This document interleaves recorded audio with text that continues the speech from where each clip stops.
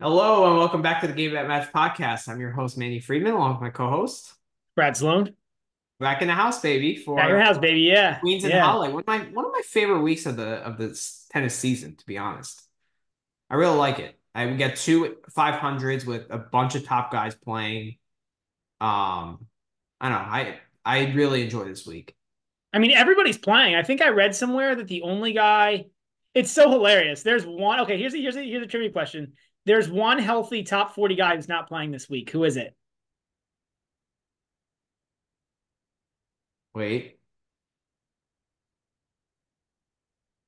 It's a Um, funny answer. Tell me. Casper Ruud. And it's funny because like A, he's so bad on grass, but B, He he like just there was a doesn't give a video shit about this part of the season. there's a video that he came out with where he was like, my goal is to win two matches on grass like on Wimbledon this year. Which is funny because, like, for a top guy, like, he's a top 10 player, and for his goal to be able to make, like, the third round, like, that's his stated personal goal. I Like, know. usually guys have, like, ambitious goals, right? Right.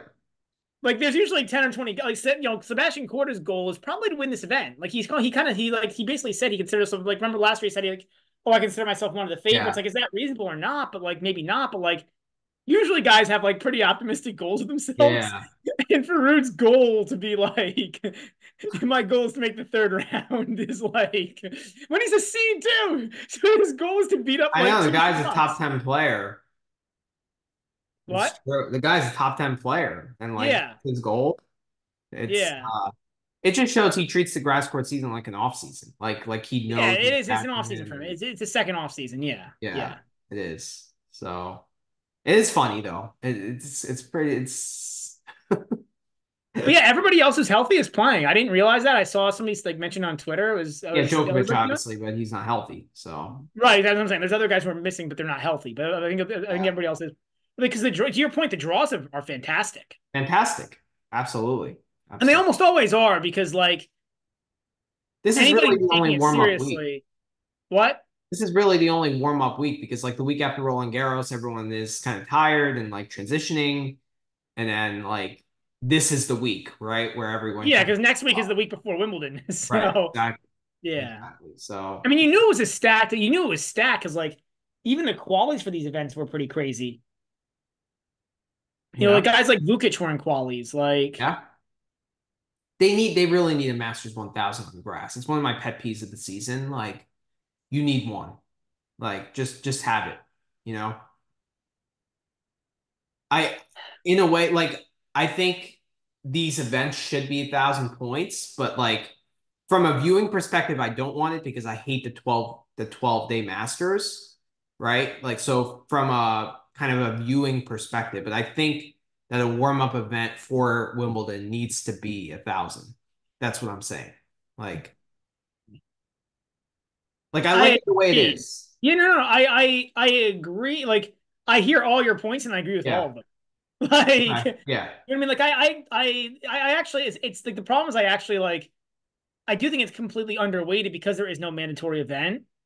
That said, like, these 500s are so good that, like, from a viewing perspective, it almost like, it almost, like, from a viewing perspective, it almost makes up for it. It almost should be worth 1,000 because of the stack draws, right? But like if it was 1,000, it would be 12 days and we'd have that stupid, that horrible second week, right? That we all But I hate. mean, I don't know. They're going to leave Paris and Monte Carlo as both 56s, right? I think. Yeah, they're gonna stay, but like, I don't know. So I mean that would actually be an interesting idea to have like two 1000s and have them both run the same week. So upgrade both of these to 1000s and have them run the same week, and then players can pick which one they want to play. They could, but it wouldn't make But I the guess that, but but then that makes the draws too easy because these draws right. aren't quite like Exactly. Masters 1000 level, so it doesn't quite work. Yeah, they Exactly. probably just need to like downgrade one of these tournaments, make the other one 1000. It just stinks because I actually like both these tournaments. Yeah. I mean, or make Wimbledon 1 week later. Like that's an option. Oh, we'll just add another Yeah, 1 week Masters 1000, and they right. could add and they could make it a 1 weeker. They could add They another, could. They could make it a you know what I one mean? They could add weeker another and then just like 56. keep Yeah, these tournaments as well, Like they have Barcelona, right? And then they have two 1000s like before the French. So, why can't yeah, they do the same with grass? But yeah, so but I think it's one of my favorite weeks of the calendar, like especially with these horrible 12-day masters, like the fact that we get like two 500s with stacked draws that run for 1 week, like it's great. This is amazing. yeah. I mean, the 12-day Masters are. I think if you're a diehard, they're pretty awful. They really are.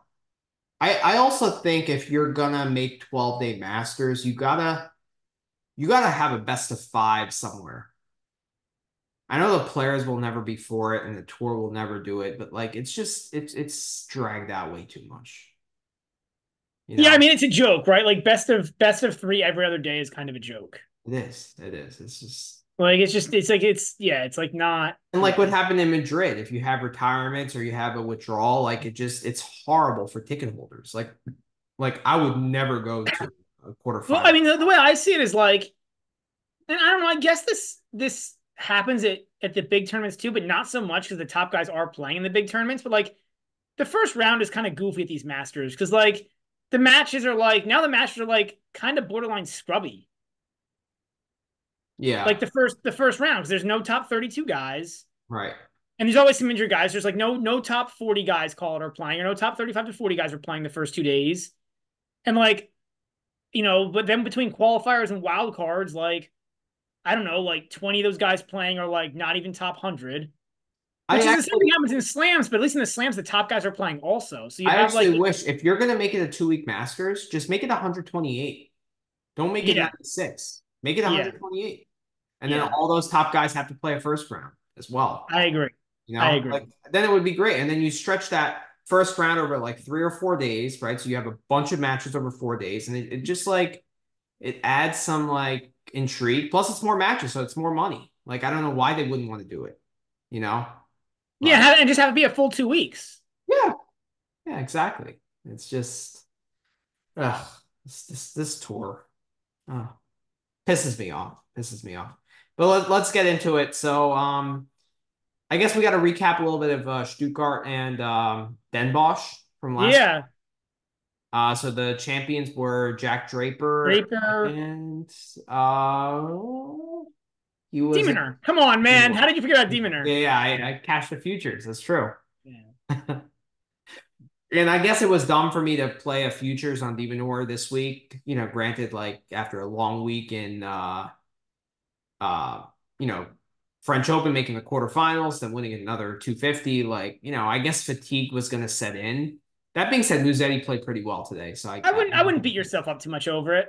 Like, he's one of those where he's clearly the best player in that quarter. yeah, It was what, plus 110.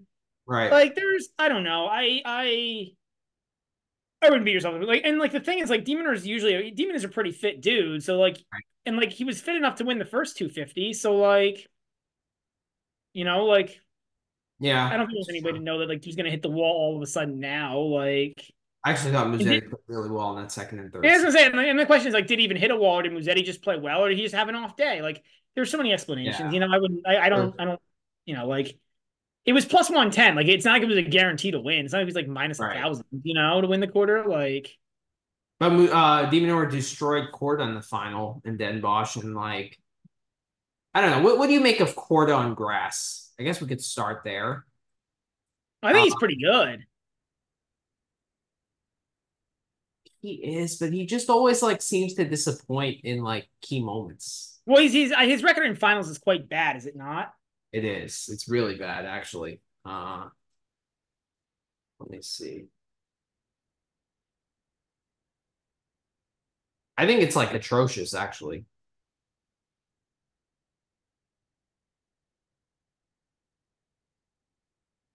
So at the ATP tour level, he's 1-7 in finals for his career. Okay, it's pretty His bad. one win is over Marco Cecchinato. The 250 in Parma. which I forget about because it was so long ago. Like, you can't ask me about this tournament 3 years ago. Yeah, I remember it was a very, very small I mean, tournament. other than that, he's got losses to Hubie, Alcaraz, Rublev, FAA, Djokovic, Manarino, Demoner. So, like, not bad losses, but 1-7 still not a great record. Yeah, but the Manarino was from a setup, right? Yeah, he could have won the Manarino one. Um, It's to the point where it's getting in his head. It's kind of like that FAA effect. Remember, he had that for a couple years where like he didn't win the tournament. yeah, yeah. So I don't know. I think Korda like Wow, this is funny. And Korda is 3-15 if you count challengers and futures. Like wow he never won a futures event, which is pretty amazing that wow he's gotten this far without ever winning a futures. wow. Um, He didn't really play juniors, right? He just kind of burst onto the scene. um, I don't really remember. I think a little. I think. Yeah. And I think one thing that has to go notice is like he's also 2-10 against 2-9 against top 10 players in the last 52 weeks. He's 6-18 in his career. And the wins are against like I think he has like two against Medvedev, right? Yeah, Or he seems to play Medvedev. You know, we talked about this before. My opinion on Korda is that I think he struggles against like guys who can hit. Like either power or spin, you know? Like as yeah, goofy as it sounds, like I think like Medvedev doesn't really hit with anything really specifically like crazy. You know, like his skill is right. his best skill is defense and like hitting like weird awkward shots, and Korda's fine against that. But I feel like he struggles against either spin or power. But I mean, besides those two wins against Medvedev, like his wins versus top 10 guys are not really top 10 guys. Like one was Tiafo at Queens Yeah, Tiafoe last didn't show up year. for that match. I watched that match last year. Right? Yeah, I bet on that was Tiafoe that to was do a no something. show. And Yeah. like Tiafo, like is he was in the top 10 for a brief stint, but is he really a top 10 guy? I would say no. One of them was against FAA 2-2 on clay in Estoril. Like that's not really a top 10 win. One was against RBA in 21 when I think he just like kind of squeaked into the top 10, and one was against Schwartzman back in Miami. So it's like his top 10 wins are not really top 10 wins, besides the two But if you against. go through those guys again, right? They're all guys who don't like hit like Yeah, particularly hard or right. particularly like high ball quality, you know? Yeah, And I that's think true. that's the key. I tend to agree. I mean, Demonor, I have to say, like improved his ball quality a lot this season. Immensely. I mean, I You know? remember watching him play. Oh, who's the Mexican kid? And it sounds so bad to say this on a podcast, Uh, but that remember that Pacheco there's one of Mendez. the Mexico's one of the top junior players in the world. And I Yeah, remember watching him play him like 18 months ago. I think it was maybe 18 months ago or so. in And Acapulco, right? watching Yeah, what? Acapulco. Yeah, in Acapulco and watching and Demoner won pretty easily, but like he actually kind of struggled to put balls away against this like, Mexican like 16-year-old who like Yeah, was not hitting an ATP level ball. And right. you could literally see the ball quality wasn't there from this kid, and like Demoner was struggling against that. And I feel like now he's like he's found ways, he's figured out how to play much better offense. He doesn't have like a lead offense, and he never will, but he's found it's definitely He's much. improved his serve a lot, and he's improved like being aggressive on the forehand. What's really funny about it is like Demonar's serving strategy is really interesting. Like most guys try to spot serve, Yeah, Demonar doesn't. Like Demonar's serve precision, like most guys, if you I was looking at like the like spot charts of guys' yeah, serves, and like most guys have like clusters, right? So like they aim it for like either the body or either yeah. side, and they're like pretty good at hitting that spot on the first serve when they make it in. Hmm. Demonar is like all over the place. Really, I haven't really noticed that, but it's good. So Interesting. he's kind of like sacrificed accuracy in order to gain power, Okay. which for a shorter guy like him who's not going to have as much power anyways, like probably makes sense. I mean, it makes sense for him also because he's so good on the ground and he's so quick. So, like, if someone hits a good return, he can retrieve that and get back neutral, you know? Well, I also think it's like he doesn't. I think the bigger thing is like what you don't want to do if you're him is like allow winners off the return, right? Like getting into a point is not terrible. No. because he has the edge in rallies against most guys, Yeah. right? And I think that that's why he struggles against like top 10 guys because We're just not as good, right? yeah, Like Demon is fun, and yeah. he's really, really good. But when you get talking about like it's like potential slam winners, like I wouldn't put him in like that category. So where would you put him in like Wimbledon power rankings, like I as mean, we probably close to top five, but he's below Sinner, below Alcaraz. okay. Would you put Medvedev below or above him? That's tough. Like I think after, I mean, It's an interesting question because like I think that the one pod talked about it. I don't know if it was the Bet Rivers. Like, is he a top three candidate for Wimbledon? Like, you can make an argument for it. I don't agree, but you can make an argument for it. I guess you have to put him ahead of Hubie, right? This is where it gets tough. Like it's why it's tough. It's like the problem is like against random player X. I think I think against random player X, Demonor might be the third best guy in the draw in Mm-hmm. terms of like avoiding an upset. He might even be top two in terms of avoiding an upset. Yeah. But like against top guys in quarters, semis, and finals, ugh. Like can Demonor beat Medvedev head to head on grass? I don't know. Can he beat Zverev head to head He beat on him at the grass? Like, he beat him on clay. Even or beat Medvedev pretty convincingly at the French. yeah, yeah, Right, like yeah, on hard true. court, I Yeah. hear you, but like on clay and grass, I think he can. Zverev, he didn't look particularly good today against Oscar Ote. I mean, a lot of guys didn't look particularly good today, Good point. Good point. and yesterday. But like, I don't know, man. I don't. Tsitsipas is a mess on grass. I mean, Fritz, I guess you can argue. Rune is a mess. I mean, But the Humbert, question is like, can he beat three of those guys in a row? Like, I don't know. He doesn't like because the he's thing is top like, five to me. Like if you take Djokovic out, I think he's top five on grass. I think it's I think if you're doing like just overall rankings, I agree. If you're saying who's most likely to win the tournament, it's probably like I don't know. I think like because I just like I don't see how he beats the top two. Like if he has to play Alcaraz or Sinner, he has like a you know what I mean. He just loses. Like I mean, I think he has a better chance against Sinner just due to physicality, I agree, right? I agree, but like yeah, but like that's my like it's ironic. It's a weird thing Yeah. where like so I agree with you. I mean, I probably agree with you. He's probably the third best player in the world on grass, but at the same time, he's probably not the third most likely to win the tournament. Good. Okay. I agree with that point. I Because if mean, you take like a Zverev, like I don't think Zverev's particularly good on grass because of the low bounce.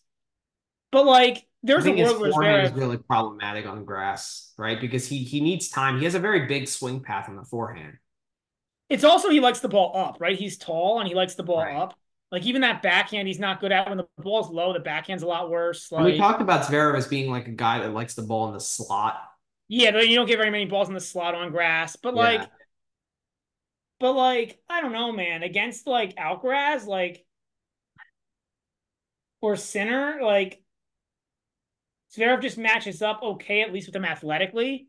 Whereas Demoner is just like he's just not as explosive, And I think he just Yeah. gets beat, like just not good, just not enough ball quality, not enough explosion. Or at least like Zverev can match them there because Zverev hit himself out of the match with 100 errors, sure, but like at least he's got a chance. Medvedev, And same QB thing. has Like the Medvedev, serve. what? QB has the serve. Yubi has the serve. Zverev has the serve. Medvedev has the serve. Right. Like But honestly, like the more I look at these rankings, the more I kind of think about the grass court season as a whole. The candidates to win Wimbledon is a two-man list. Yeah, Sinner and yeah, Alcaraz. yeah.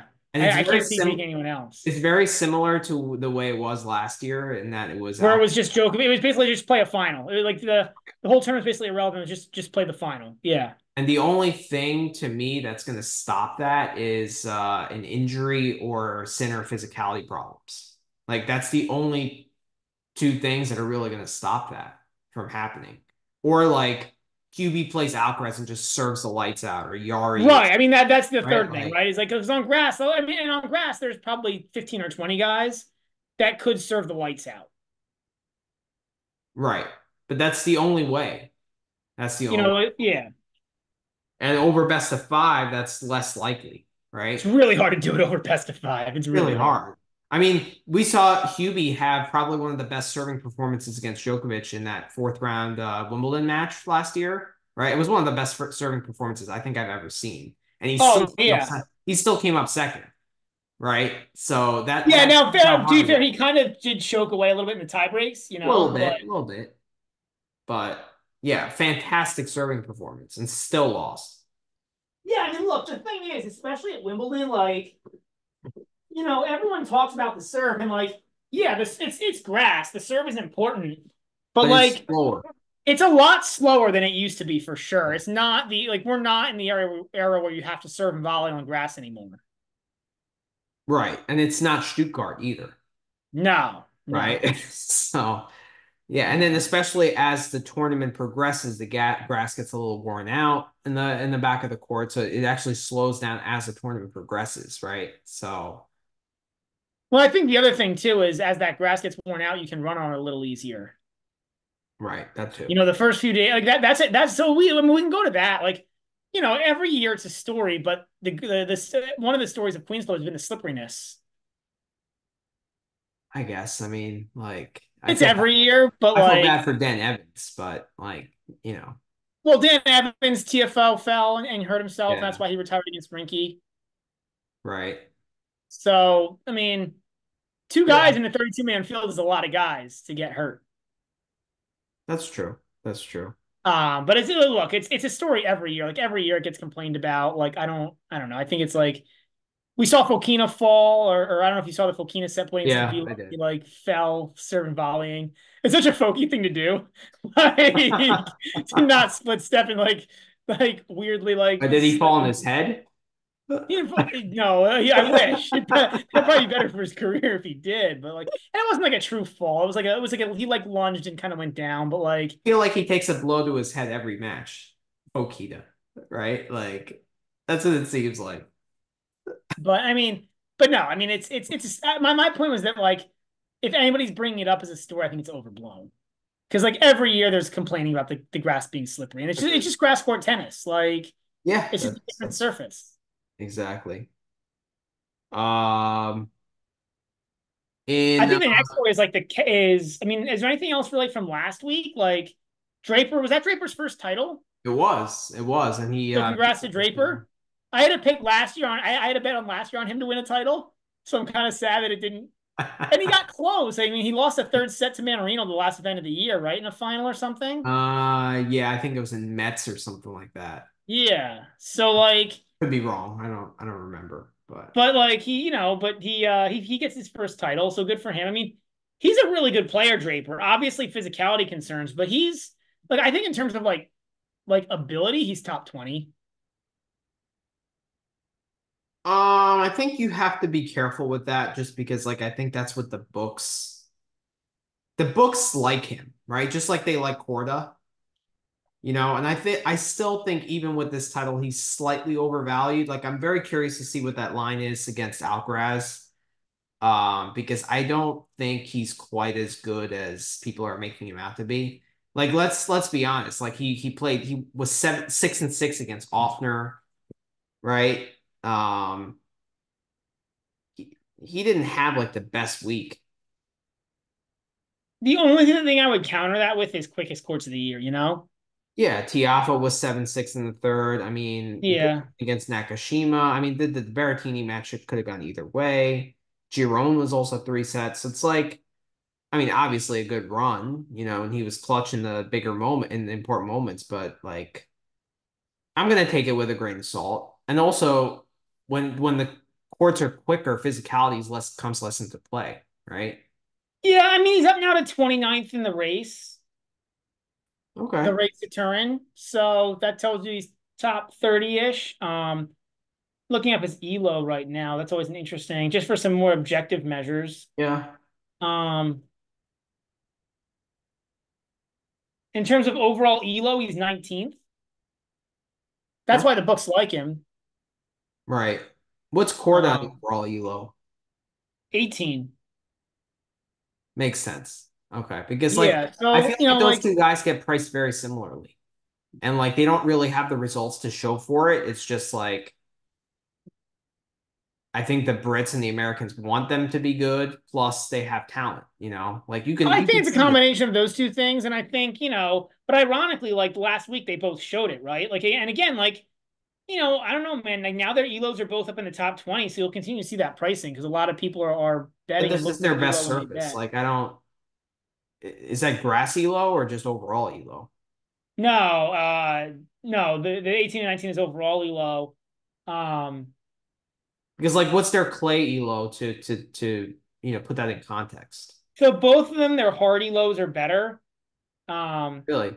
Okay. yeah, then their hard elo is their best surface. Actually, no, that's a lie. No, that's not a lie. Yeah, Korda's hard elo. So I don't know how this works. Like this is the elos. I don't know. I don't understand how this works. This doesn't make sense to me. But Korda is 1782 on hard, 1686 on grass, 1609 on clay. Draper 1794 on hard, 1702 on grass, 1539 on clay. So both of them are, which is what you'd expect. Like I think both of them are like quicker court players. Like they're not. Yeah, They're certainly both not guys who like want to be involved in extended rallies. I feel like I agree with that. neither of them is the best physically. Um, Korda seems to miss a lot still.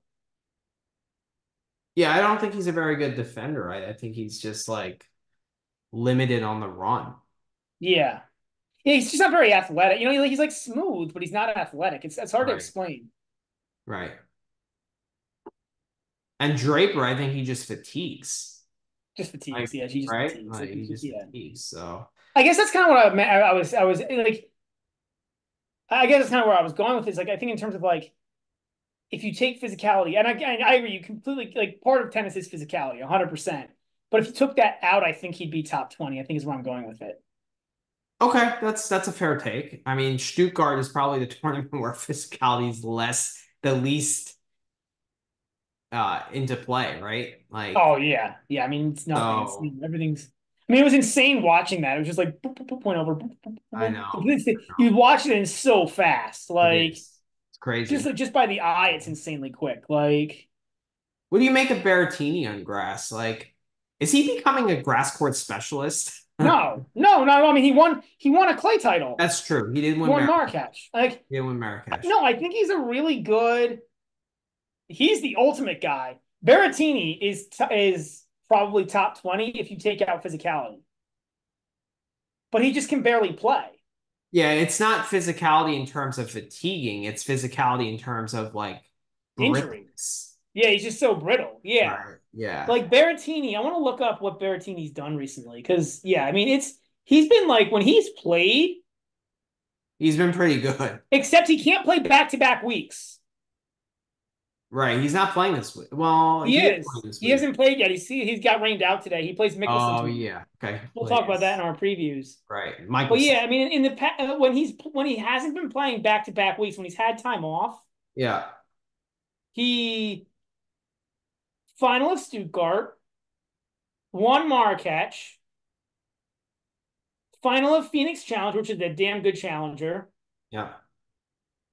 Um, I guess that was technically the second week of a back to no. Yeah, that's coming off a long rest. He didn't do well in August. August was a crappy month for him. He lost first round to Stuttgart, but he made round of 16 of Wimbledon and lost a four setter to Alcaraz. Mhm. It's a good, damn good Um, run when you haven't played much. honestly. Yeah. He won 2 matches in Monte Carlo on the slowest clay of the year. Um, like he's good when he's When he's resting, playing. Yeah. when he's Is there playing and resting. is there a guy on tour that manages his weaknesses better than Berrettini? And this is why I like him so much, is because like he has such glaring holes in his game. Yet I feel like Nobody's figured out how to attack him. I know it's crazy. It's crazy how well he manages those holes. And like I think part of the reason is because his strengths are really good. Like his serve and his forehand are really, really good. You know what it is too. Like I talked this up a little bit. Like his serve and his forehand are so good that he holds so much. So like on return, he's really not that good, but he just holds so much that like he's able to still win. And like, look, like I'm not taking that away from him. Like that's a way of winning tennis matches, right? But like he's not like But I also think he's mentally tough to the point where like despite the poor returning, like he's still able to win matches without much match play or match toughness, you know? And oh, I completely agree. Like I think he's like a very yeah, like I completely agree. Like like I'm not mental taking it away with him because like toughness, he's like both aspects of mental toughness, the fighting aspect and the ability to kind of rise to the occasion. I think he's top 10. you know, on mental. No, I mean I think he's above that. Like I think he's probably like who's better than him. Actually, if you take the full mental part of tennis between tactics because he hides his weaknesses so well, like is there Yeah. anybody else who gets like more out of his body, out of his like his useless body because he's so brittle? Like, is there anybody else who Yeah. gets more out of his useless body than Berrettini? Like I'd be hard it's pressed getting to find one. like It's hard. it's incredible to watch. Like Yeah. he doesn't move very well. Nope. He he has his backhand is not great. Is a Like liability, right? He slices a ton of backhands, right? yeah. I I mean, mean, his slice is pretty good, but he slices a ton. It's cool to watch. Like you can't not like him as a player. yeah, I love the guy. I mean, he's one of my favorites for that reason. Like Yeah. it's and it's underappreciated, honestly. I mean, Maybe not. I think it's like we it's the same conversation we have with Baez, right? Like the reality is like Yeah. we're junkies. You're more of a junkie than me. You are the junkie, but like um but we talk about it like the average tennis fan knows like 10 guys. Like maybe a couple top Americans or Yeah. a couple of top guys in the countries that they follow.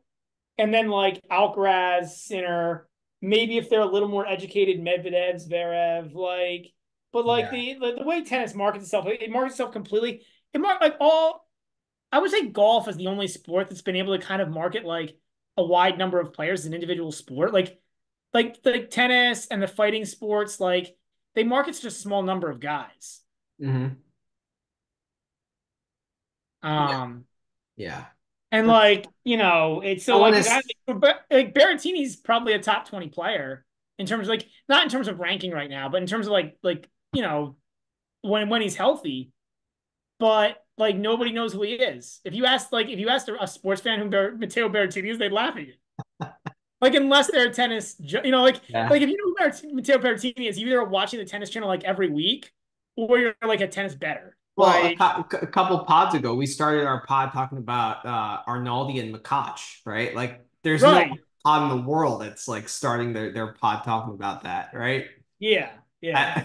I- so yeah, So I guess like another just overall. I don't know if there's anything else from so that's basically covers Stuttgart, right? I think we have to talk a little bit about Griekspoor, um, because he's like making a habit of A, winning first sets and being very competitive against top players, but not getting over the hump.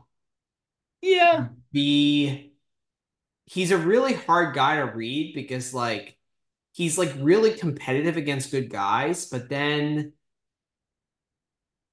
he's also terrible on return. So it's like I don't know how to handicap his No, matches. because I think in like some ways it's a little bit similar.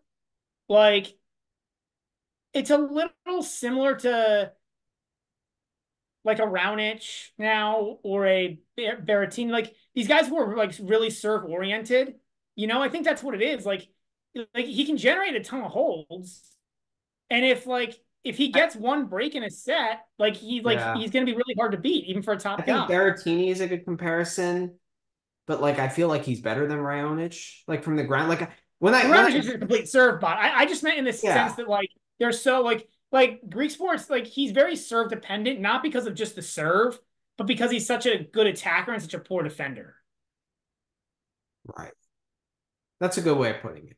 And he's also like, I'm surprised how good he is at net. No, he's a good volleyer. Like Yeah, he's a really good attacker, right? And he's just yeah, like it's just his like defense is like we make fun of Tsitsipas for not being a great defender on quicker courts, but like you see Griekspoor and it's like a whole different level of not able to defend. right. But Griekspoor has a better backhand than Tsitsipas on quick surfaces. Well, he slices a little better, yeah, probably. Like, yeah. Like Tsitsipas is just completely lost on grass. Like when he's rushed on grass on that backhand, he's just The backhand is lost. The oh. rest of his game is fine. It's just the backhand's completely lost. And like I was so pissed because I played the under today against Squire, the under 22 and a half. And it's like fucking Hoffman broke him like three times on a quicker court in Stuttgart. Yeah. I was like, my Yeah. my logic was like, oh, if Hoffman can do that, then like, come on, Sissipas like can do that too. And of course, it's 7-6, 7-6. Like he's just like completely lost. He has no idea how to return on grass, like whatsoever. It's terrible. Like if Struff uh wins tomorrow, I think he plays Sissipas in the next round. Like I really hope to get a good number on Struff. I'm gonna absolutely hammer that. Like any plus money on Struff should be good there, right? I would I'd think. probably take up to minus 140, honestly, on Struve. Okay. Yeah, Yeah, it's yeah, I feel like I mean, I feel like honestly more than like the problem is I'm not sure what the over will be. The over is probably gonna be like 24 and a half or something, but like, that also feels like a pretty good overs match too. Cause like right. Yeah, but I feel like Struve is more able to defend on a quick court than Sissipas. Like Sissipas was just completely a lost cause. defending, the attacking game's still there. That's the problem, right? Like he's still pretty tough to break, but Yeah, yeah, that's yeah, true. no, I agree with you. I think I mean this goes into this week. We have to talk a little about Rublev. Um, Well, do we have anything else yet to talk about last week. from yeah, from last week? Because I mean, again, cool. We talked about Korda disappointing in the final, but a very good week for Korda to get to the final. Like he beat Tommy Paul, also hammered Tommy Paul, Yeah, that was a good one. hammered Griekspoor. Like, I guess we could talk a little about Bublik's like pathetic walkover or like retirement. Like I oh, that just was such a well from our betting, right? We both had Bublik and Struve futures. Like those are the two saddest futures I think I've ever lost. Like Bublik, just I guess he just like I think he said it was his leg, but he's fine now. I mean, like it's amazing how often these guys are hurt and then are fine like 3 days I later. I mean Bublik lost the second set to Musetti, like what was it, 6-1 or something. And then I Yeah, saw him get broken in the first game and he just like looks at his campsite. It's like the most nonchalant, like I'm done. Like that's it. And he just goes up and shakes hands. Like it was just so pathetic. It was just yeah. I don't know what was more pathetic, that retirement or the FA retirement against Colkford. What the That fuck was was that? weird. That That was was so weird. weird. That was so weird. That was just like, huh? But again, like, I will say, like, to be fair to these guys, like, what do the trainers really do? Like, what can the trainers really do? Like, if you're hurt, like, the trainers, like, what are they going to do? Massage it and then, like, basically, they can give painkillers and they can massage. Like, there's so, like, anytime the trainer comes out, they don't do anything. Like, It's not like he was even limping or anything. Like it's just like, oh no, I'm not gonna win today. Like let's shake hands. Like, and I'm sure he's gonna be perfectly fine for Wimbledon.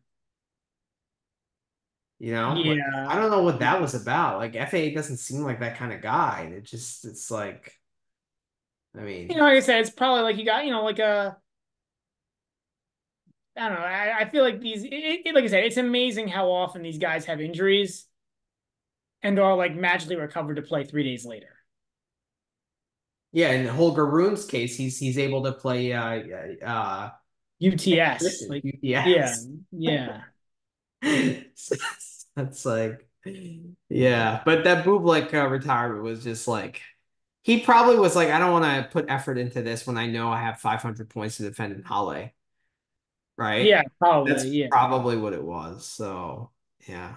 I guess it was dumb in hindsight to bet futures on him when he had, like, he was defending champion for the next week's tournament.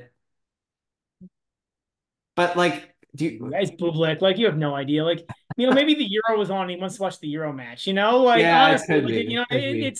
it's I like mean, Kazakhstan is not even in the tournament, but well, he's not a Kazakhstan, right? I mean, I think he was born in Russia, wasn't he? yeah, but Russia's not allowed to play either. Yeah, true. Fine. That doesn't matter. But um, I guess we can transition to Musetti a little bit. Like, is Musetti good on grass or not? Kind of. That's No, look, the I answer think to the he's question. bad. Like I think he's quite bad. I think he's better on grass than hard. Like I sort of just you had a take. You said he doesn't move well on grass. I disagree. I think he moves fine on grass. Like I You're think that's why he's right. like Yeah, that's why he's kind of okay on grass. He moves okay because he slides around pretty well on the grass. The problem is like on the quicker grass, like the backhand is a little bit like all the one handers generally struggle on the quicker grass. I feel like unless they're going to slice it more but he has a good because it's just slice. he does have a good slice, but he also has a good one. Like, he also has a decent one hander when he has the time to actually loop it and rip it. But Yeah. yeah, it's. But I think he's like okay on grass. Clay's his best surface by far, but I think he's okay on grass. I mean, he did make semis in Stuttgart. I actually like watching the Minaur match today. Like, I feel like the slower grass is better for him, Yes, 100%. Yeah, right? So I 100%. actually think he's going to be a threat at Wimbledon to some extent. Yeah, I agree. You I agree. know, Much more than I people think would give him best of credit five is a for. little bit more problematic for him because, like, I do think physicality is a problem with him. And maintaining that like concentration for long periods of time, I think, is an issue for him. But like, he's a guy I would potentially back it if he's in a good part of the draw, honestly. Yeah, I would agree with that. Like I think he's a yeah. So I would back up that take. He did get bageled by Berrettini. I have no idea what yeah, happened there. I was like, what the hell? Yeah, I mean, I don't know how you get bageled in Stuttgart. Like how do you not hold serve 1 in 3 times? That But was just yeah, that was just, um, but yeah, a couple of other. I mean, we can obviously move into Rublev. That was another disappointing. We can talk about this now. Yeah, yeah. Rublev's gonna finish inside the top 15. Like if you look at the math, like it's very obvious he will. So like Well, he had let's see what. 22. If you look at the race, right? If you look at the race Okay. to uh to Turin, Rublev right now is in eighth. He's got 2,200 points. 15th is Umber with 1385. So like if you just like and we're basically halfway through the year, right? Like we've Okay, had but we've but had he does have Wimbledon quarterfinals and U.S. Open quarterfinal points to defend. well no, this has nothing to do with points to defend, right? Because this is just race. Okay, yeah, I guess if we're considering till the end of the year, Right? but This is just pure race. So if you're talking about through the end of the year, he's got like I said, right now he's eighth in the race with 2,200 points. Umber is 15th in the race with 1385. Rune is 16th with 1375. FA 1355 is in 17th. So like the point is like we're basically halfway through the year. Like we've played 2 slams. We've played what, 5 masters. There's four masters left, right? Two in the two in North America and two after the US Open. Um, okay, so I'm willing to make a dinner bet. I'm not willing to go all the way down to 15 because like we're talking about race, but I think he falls out of the top 12.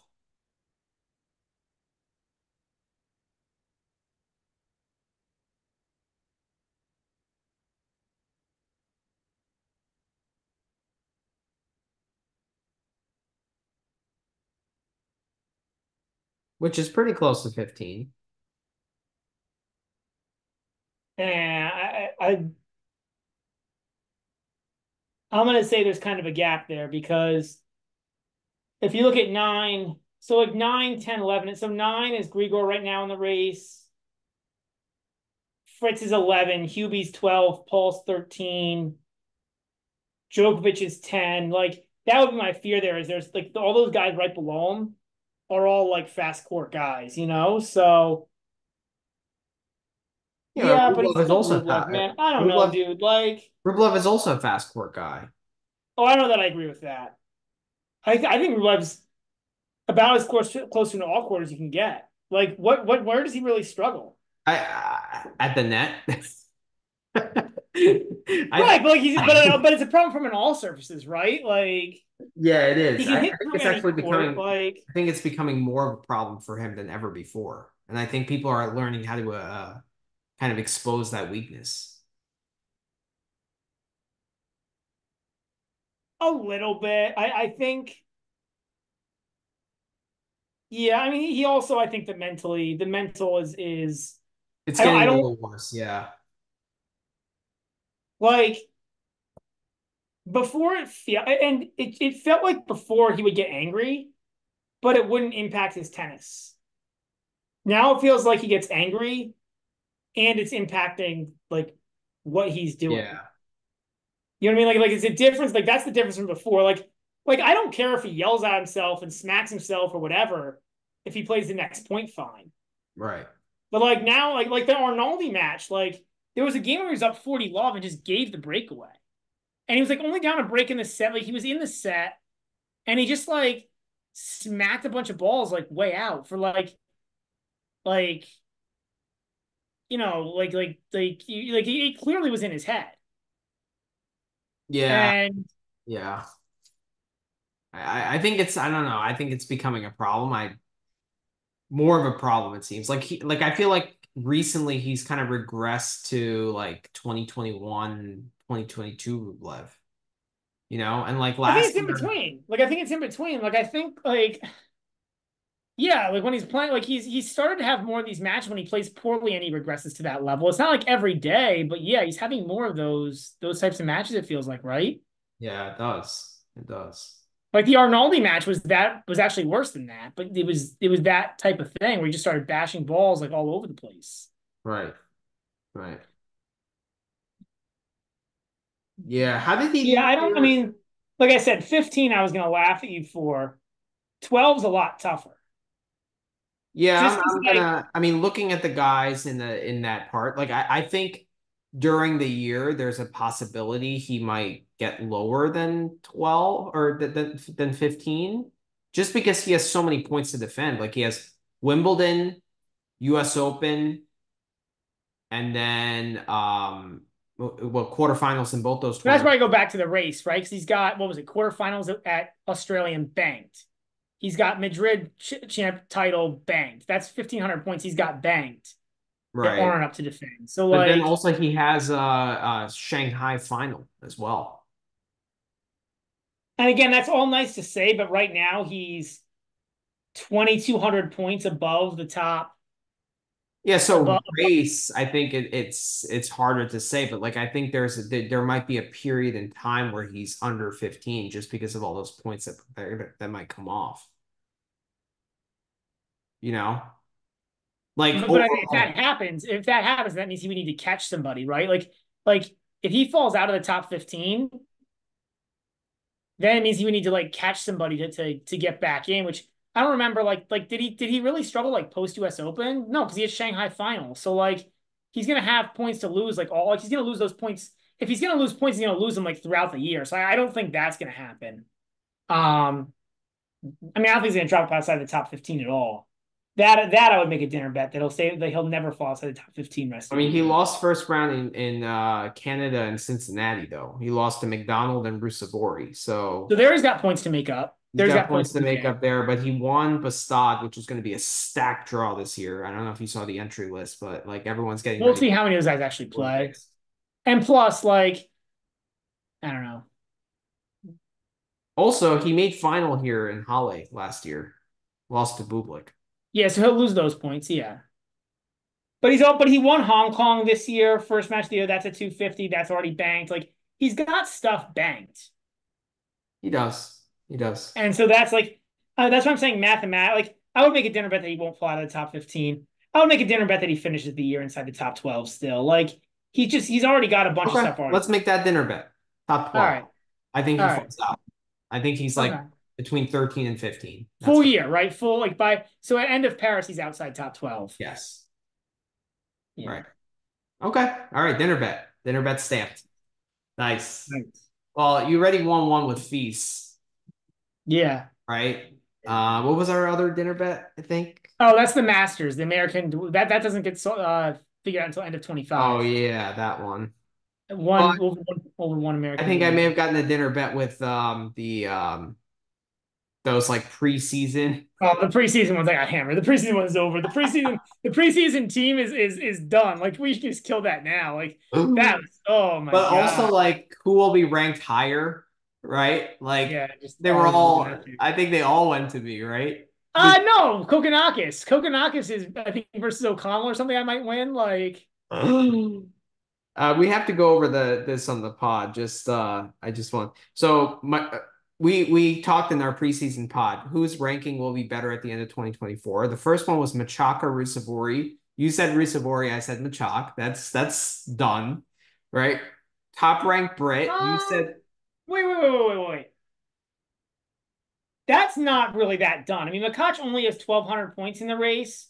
Rusevori's at 700. Like, that's okay, a lot to make up. 600 points is a lot to make up. But I mean, if Rusevori like shows up like for a month, like and plays a couple good tournaments, and he's that kind of guy, like it's true.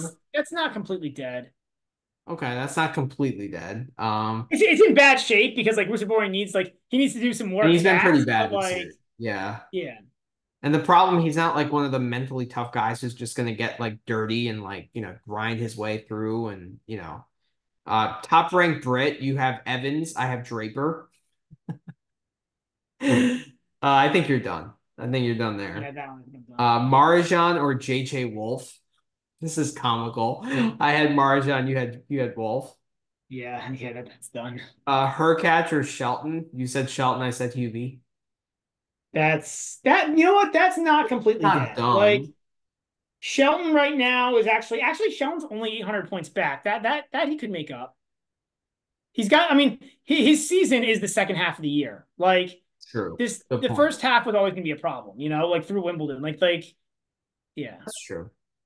So the one you got is O'Connell or Kokonakis. You said O'Connell. I said O'Connell. You said Kokonakis. But I don't know if I mean Kokonakis is probably not that far ahead to be honest. Like it's not like Kokonakis has been doing work. Like Yeah, it's not like he's been winning tournaments. yeah, True. Kokonakis has 400 points so far this year. Actually, that one, I mean, it's funny because like Kokonakis is 10 spots ahead, but he has Yeah, 411 points. O'Connell has 365. So that is still very live. Like that's one still semi of alive. a two like Still two alive. match wins and O'Connell got ahead. And mentally, you trust O'Connell more, right? Sure, I don't know if that really, like Kokonakis probably has better physical skill, so it kind of bet back True. washes, but like yeah. Paul or Tiafo? You said Tiafo. I said Paul. I mean, some of these are painful. Like Ouch. that's the thing. Ouch. Like you could get a clean sweep still. That's the funny I part of could. it. Like whereas I have like four that are just dead. Like I can't believe Evans. Oof, Evans. Shapovalov or Schwartzman? This one you got. I said Schwartzman. You said Shapo. Okay. So yeah, you're okay. Okay.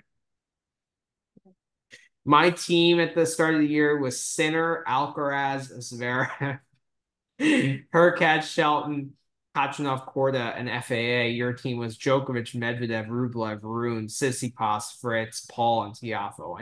I think you're done. I mean, you have Sinner Tsitsipas, and Alcaraz. Zverev, and Alcaraz, right? Like that's like that is the end, right? Like Yeah. yeah. So our other dinner bets was Feast in the top 10 at any point in 2024. That's pretty much shot. Out Americans winning Masters 1000s till the end of 2025. Two for you is a win, one is a push, zero is a win for me. That one's going all right. Like there have been Americans who've been getting close. Like I think it's feasible. still. You got Shelton, Paul, Fritz. I don't think And Tiafoe's then like a random, and then like random quarter run or something, yeah, like right.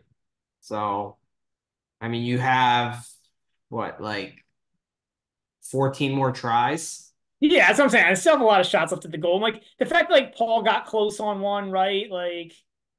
I Like Paul guess. made a semi, and I think was pretty close against Medvedev. Who else has been in there close? I've had a few guys get close. It's a fun one. I think that's one of our It is because there's like none of the shots at the goal are good, but like yeah, I do have a lot of shots. you do. You do. We can add Olympic gold to that if you want. All right. All right. So I that mean, I don't think the counts. Olympic gold is my best shot, but sure, I'll take a 19th shot if it's Actually, that's free. on play. Like, I'm giving you a gift. like if I have to pay like any like odds on it, then I'm not taking it. But like, but yeah, if it's a free gift, I'll take it. Like, I'm being so generous, I'm just giving. not It's hilarious. All right, let's Speaking of Rublev's not playing Olympics. No Rublev, no oh, Kachanov for Olympics. I think Russia's federation announced they're both not playing. okay. All right. But Russians are allowed, right? Like on the neutral flag. It's a weird thing. It's like cleared Russians who like haven't made any pro-Russia comments about the war and like I don't know, like it's yeah, it's this like complicated thing. And they, like so some athletes have been accepted, some have been denied. I think they did deny all the team sports.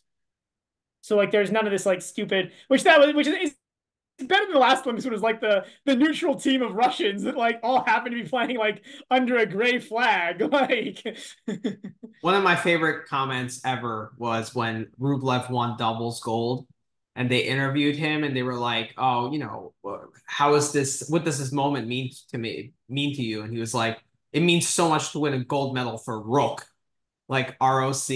yeah. I Yeah. was on the floor. That was like, and he had a Yeah. massive smile on the face, and the reporter was like, he didn't know how to respond. It was fantastic. It Well, because was the reporter is so screwed politically. Actually, he probably thinks it's funny.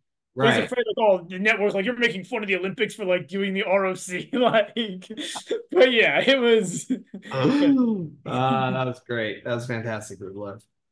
there Anything were so else? many good there were so many good commentary moments during the Olympics on that. Like a lot of like the second tier like volleyball commentators make like funny jokes about it and stuff. Cause like those guys know they have no job anyways after the Olympics, so why do they care? Like It's great. But that's gonna be a fun tournament, to be honest. And like I think we're gonna when we do our pod on that, like we can talk doubles. Like it's gonna be a lot. yeah, It's gonna be yeah, great.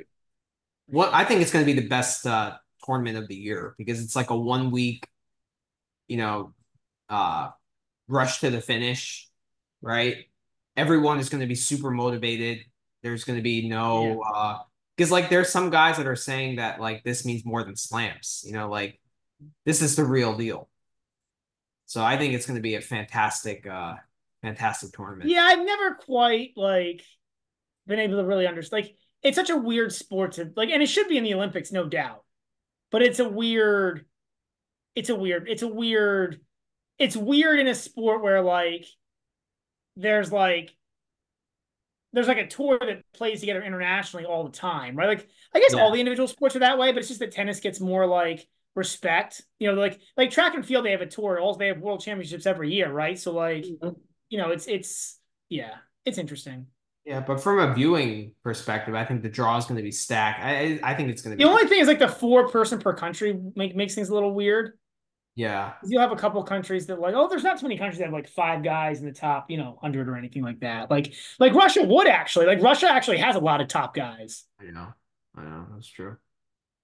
Yeah, so they'll probably I'm assuming they're going to be playing like Washington or something and getting ready for the Open, right? Like you're going to I don't have know. I mean, it was very weird because like the president of the Russian Commission was like, Rublev plays so much, he's fatigued. He needs a break.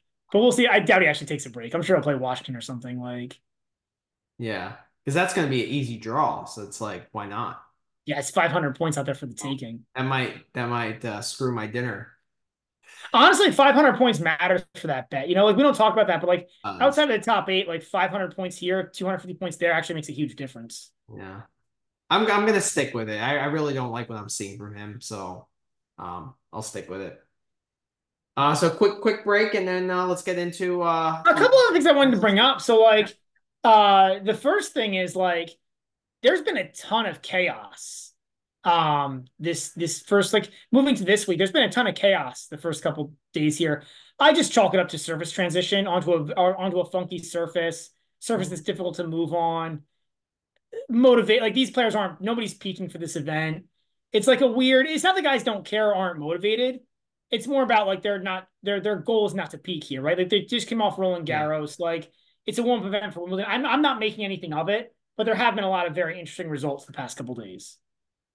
Yeah, a lot of big upsets, honestly.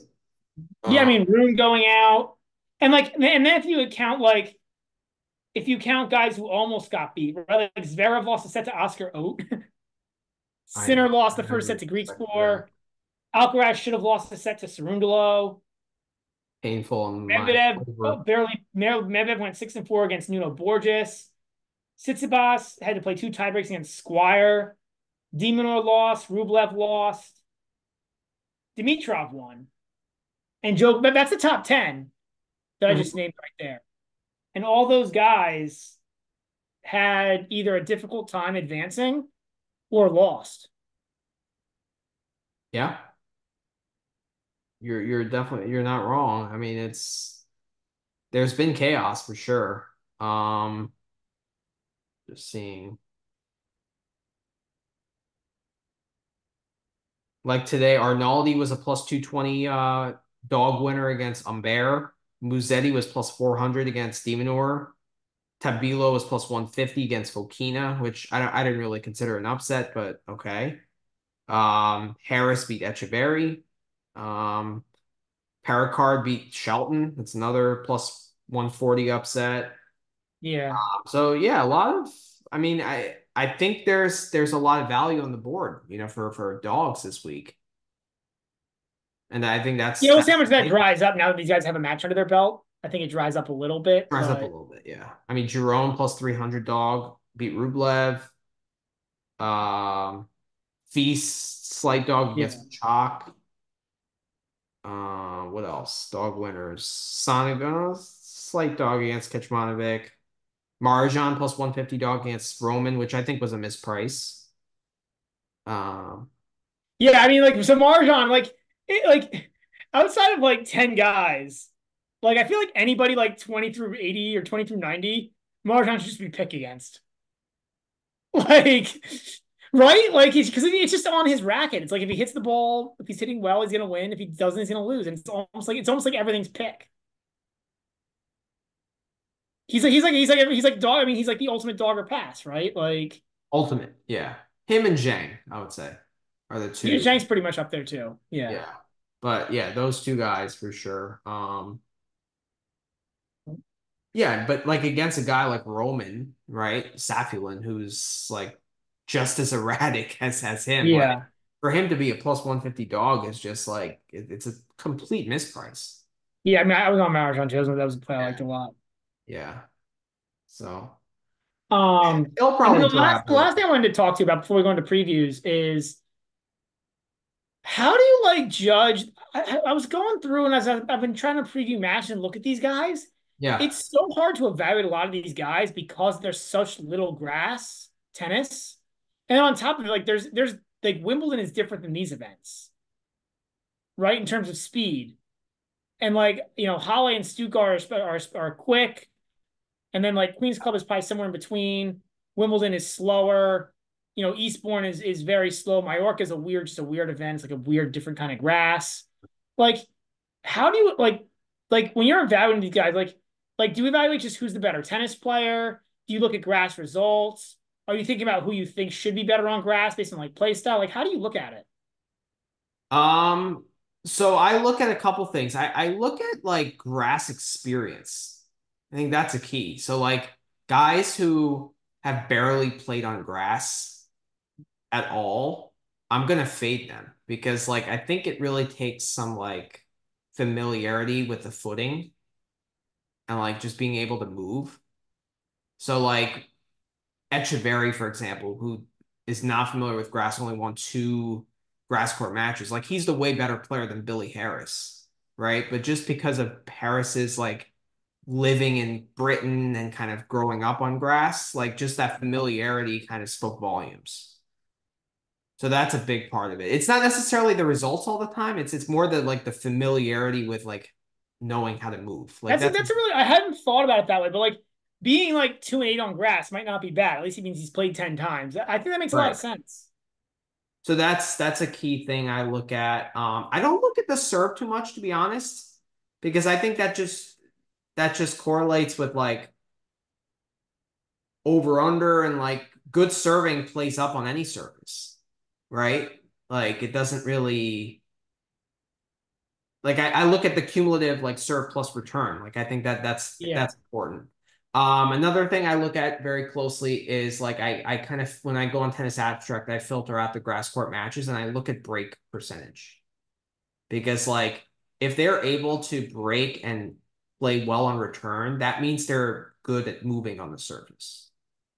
Like holding serve on grass is like much easier than holding serve on clay, right? That's kind of expected, right? So I look way more at the return stats on grass. Okay. Interesting. So like those are probably the two main things I've done. I mean, Okay. I've had the greatest 2 weeks like handicapping these matches. So like there's a lot No, of because I was this. like, I'm thinking more about like these guys who are like now gaining some experience and who I think should be good, should have styles that should play pretty well on grass, but like haven't seen to play on well in the past. And we'll talk about a few of these guys when we get into our previews, but we'll have a Mhm. couple of conversations about guys who I'm not exactly sure how to feel. So, Okay. How about you? Like what are the things you've looked at?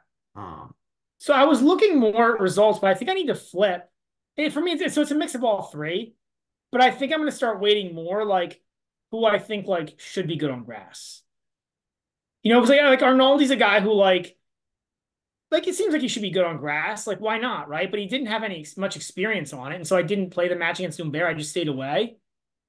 Um, but like okay. there's no reason he can't be good on grass, right? Like he moves well enough. He knows how to slide around from his clay time. Like he's got a good athletic style. Like he can hit Right. winners. He plays a lot of shorter rallies anyways. So like So I don't know. Like I mean like that take for that match kind of panned out, but like if you look at Machak, like I was thinking the same thing with Machak as you were thinking with well, that's Arnaldo. what I was at because there's a whole bunch of different guys this is going to fall towards. So we'll have a lot of interesting discussions. Okay. Sounds good. Sounds good. All right, quick break and then let's preview. Yep. All right. Yep. All right. All right, welcome back to the show, everyone. So we got what 16 matches to preview, right? All around. Maybe around that. It's a little weird because Halle they didn't play the full first round yet. Oh, okay. There are a few I think there's two. okay. There are a couple first round matches still, right? Yeah. Okay. And I think Struff as well. Struff and Darderi, right? Struff Darderi and Mickelson Berrettini. Okay. All right. So let's We can also preview the Jeremy Zhang Yukiro Inui match. Any live bets there, man? Any true DGen bets there? no, no, no. No, that's all right. I'll pass. Maybe in a couple years. All right, so I guess let's start with Halle then. Yeah. So let's start with the Darderi Struff match. So Darderi is a 4.5 game dog, plus 400 on the money line, over under of 21.5. Struff is minus 550 on the money line. You go first here. I'm on Struff laying the 4.5. I got plus 105. Wow. I think I put my bet in a couple hours ago. But yeah, that's my bet here.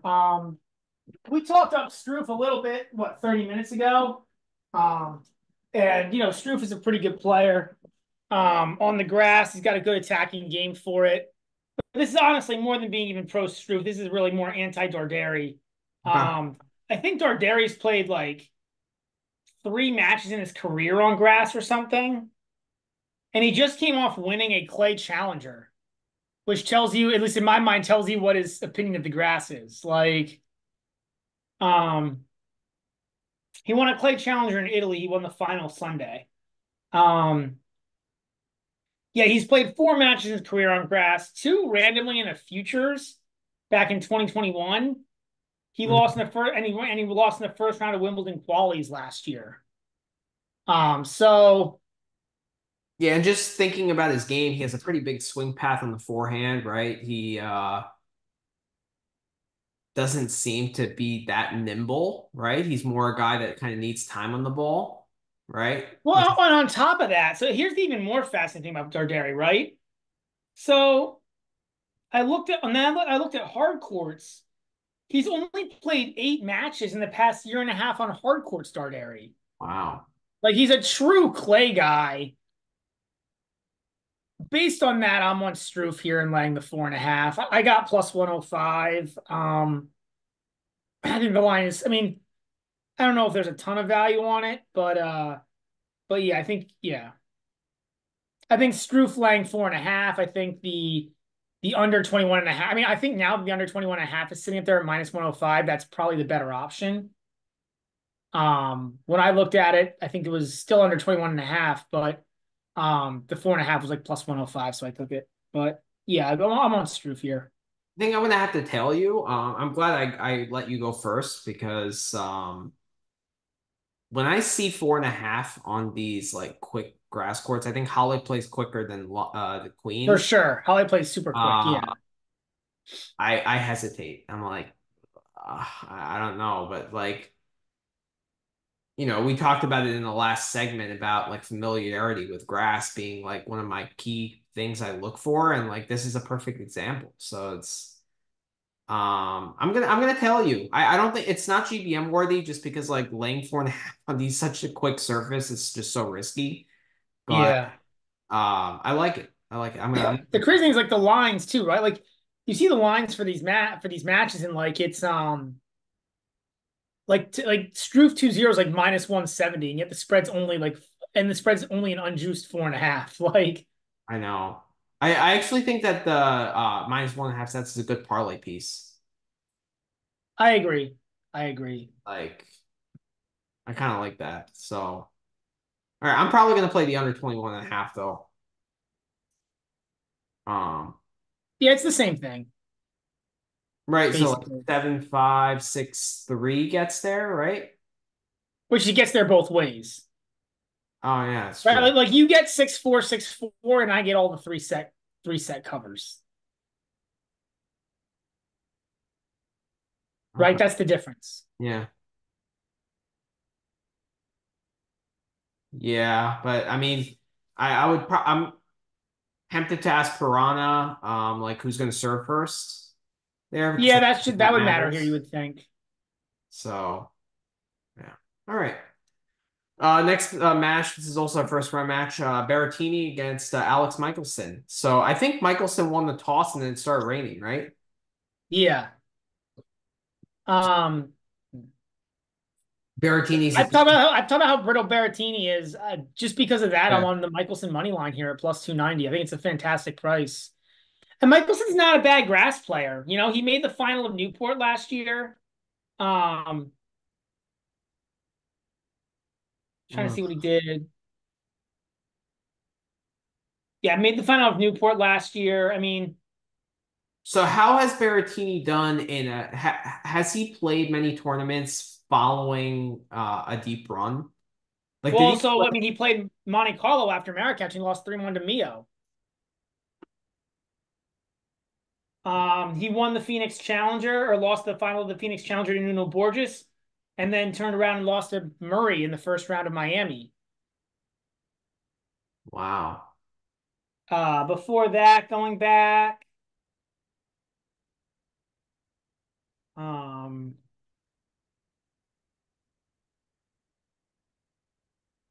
I mean, going back before that, he made a run.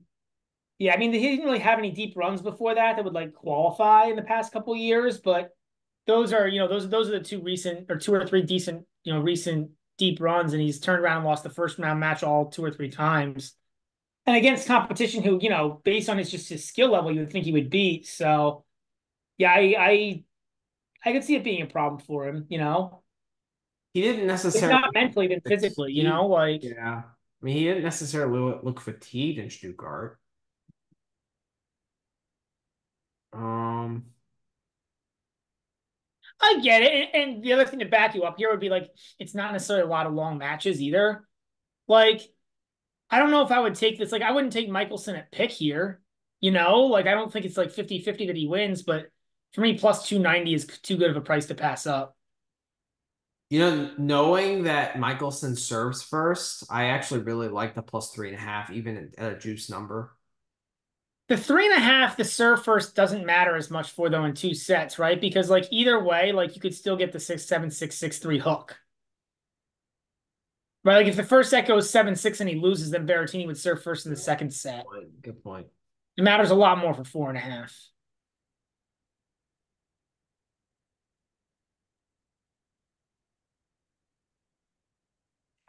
Going to those numbers is just crazy. Yeah, the book, I guess, adjusted their price. Michelson to win a set at minus 105 is interesting.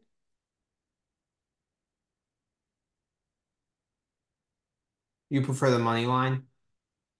I mean, if it goes three, given what we said about, and I agree, Berrettini doesn't necessarily have like fatigue out issues, but like given he's just coming off winning a tournament, like if it goes three, I'd be happy to get on Michelson. Mickelson, however, whatever the pronunciation is. Yeah. Let me see Michelson's grass record, grass results. I feel like they haven't been that good. I mean, besides that Newport run last year. They haven't been. They haven't been, but at least there's familiarity. Lost to Brinderneck, lost to Jubb. He beat Reberg and Hoffman in qualies. Hoffman's not a bad win. He's more a clay guy, though, to be honest. He's more clay altitude, I agree, but it's not bad. Like, I don't know. Last year, qualified in Mallorca, but took Eubanks to 3 sets.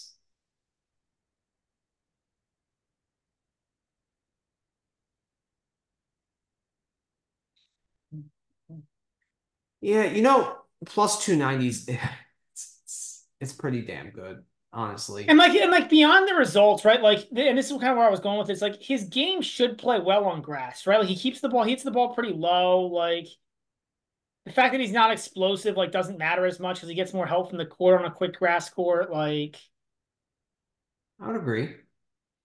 I mean, the only problem is that the ball coming back at him, he's not as quick himself. But like, but this is also where like Berrettini, like, I could see there definitely being some close sets here. Like, I don't know. Like I said, even money, I wouldn't take Michelson, but at plus 290, I think it's too good to pass up personally.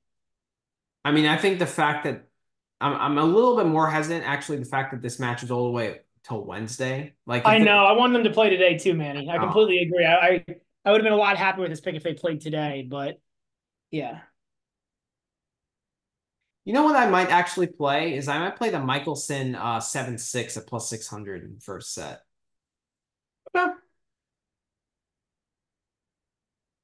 Than the money line. I get a better price. I kind of want like a really good price here. Or Michelson 2-1 at plus 650. That's an interesting look. I mean, if this does go to a third set, you've got to like Michelson.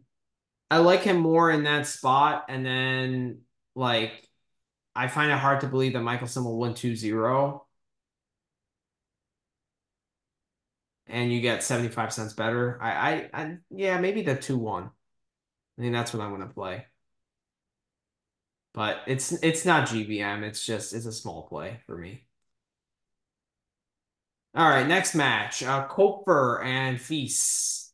Koper is a 1.5 game dog, plus 150 on the money line, over under 23. Feast is minus 145. I really like Koper money line, plus 115. Sean Calvert's on that. I'm staying away here. Okay. I just think like Feast should be a good grass court player. I know the results haven't been there yet, but there's also like just a limited number of matches, a limited sample. And I feel like Feast is a good athlete. Like he's quick enough, he hits big enough. Like he should be okay on grass. Yeah, but it's a big swing path. He's not the best for. Yeah. The problem I've got with Feast, he struggles against left-handers.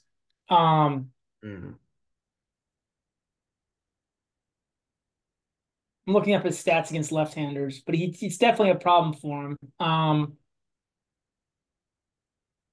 He's 3-4, but his three wins are in the last. Well, actually, I'll go since the beginning of 20. That's 2 weeks. It's probably fine. All right. At ATP level in his career, he's 4-5. Um, he's 4-5 versus left-handers, but Hmm. his wins are Stricker in the Next Gen Finals last year, which is kind of just a weird event. Hughesler in Hong Kong, who's not good. Vesely in a slam, which is a joke. Like he only won that because Vesely ran out of gas. Vesely actually took the first set. Right. And Juan Man in Rome last year. Those are the four wins. The losses are Manarino, Humbert, Tabilo, or Humbert twice, Tabilo and Stricker. Yeah. Yeah, like I said, I don't think he's a very good player against left-handers. I'm not really sure why. His Um, backhand is kind of a yeah, the liability. backhand is too erratic, It's right? erratic, yeah. So, but I do think he should be a better. He's just a better athlete than Koepfer. Like he should be a better. He should like I don't know. In terms of like talent, he's just a more talented player. I don't think I don't think the quick courts are necessarily that good for Koepfer or that bad for Fees. I don't see it that being that much of an advantage either way. Hooper Um, is 24 and 18 on grass in his career. how much that's at ATP level? Um, well, he beat Zhang in Stuttgart last week. Last year he He lost to. should not have won that match. Good point. Good point. Wimbledon, I mean, he lost to Galan last year. That's not good. Last year he just kind of had a poor grass court swing. Yeah, he's 5-9 at ATP level. Is your answer? Okay. Um, and one of those wins is the retirement he got. I mean, granted, he was killing. He was destroying FAA. He was up a set and a break, I think. But like, He took a set off Zverev and Halle in 21. yeah, I mean that's a long time ago, right? Like I tend to. I mean, Oscar Ote did it today, so I guess it doesn't say too much.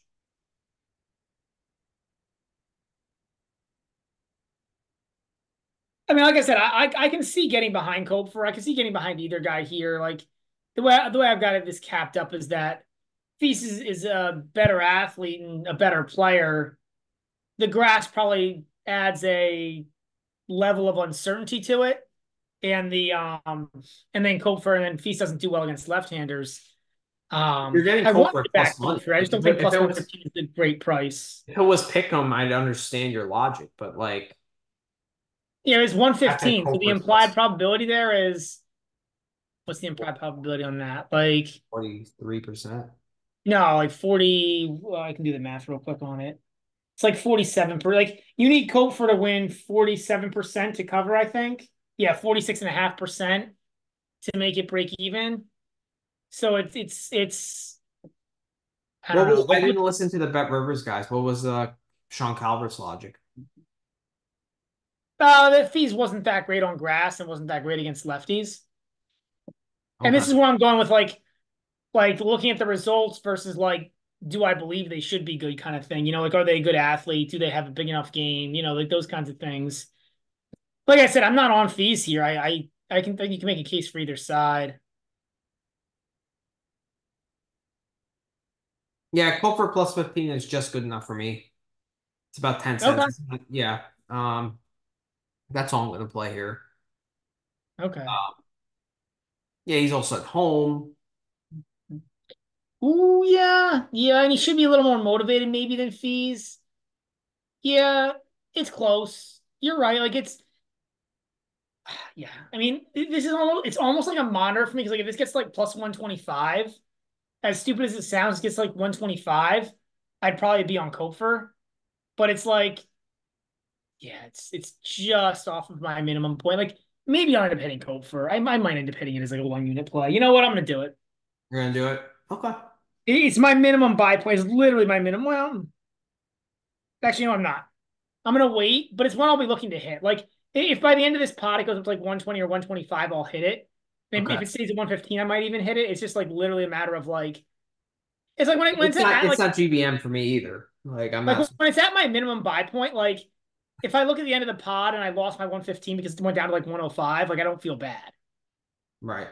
You know what I mean? Because like it's kind of like 115 is to me. It's like the like I'll probably take it, but I'll probably wait until the end of the pod and hope it moves 5 cents or 10 cents. Okay. That's fair. Next match, very interesting one. Eubanks and Bublik. Eubanks is a 2.5 game dog, plus 185 on the money line. Bublik is minus 225 and the over under is 25. So how much do you make of Eubanks? I guess like I brought up the question that is Berrettini a grass court specialist, and like you refuted that quickly, and I tend to agree because he did win Marrakesh. But is Eubanks a grass court specialist? I think that's a more valid question. He's a fast court specialist.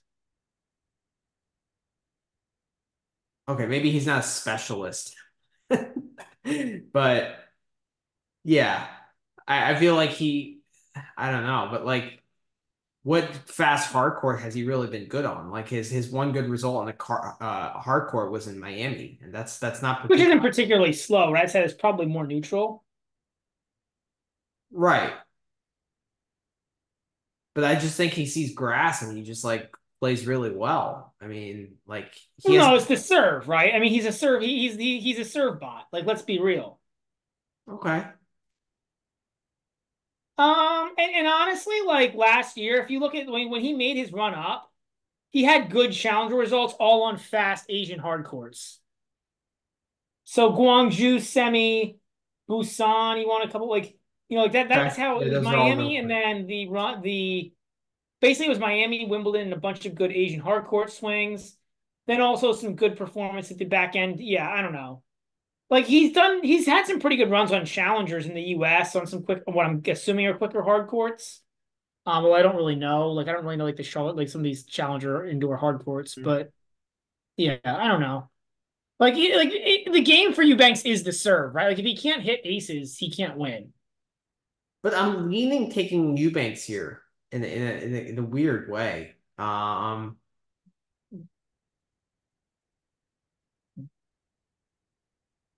leaning at plus 2.5. I'm guessing you're staying away, right? Yeah, to me this is a like there's the things I'm thinking about in this match, and there's all very obvious statements, but like I just like Bublik's a better player because he actually has a return game, Right. like whereas Eubanks really doesn't. Um, but like the problem here is I hate laying games with Bublik.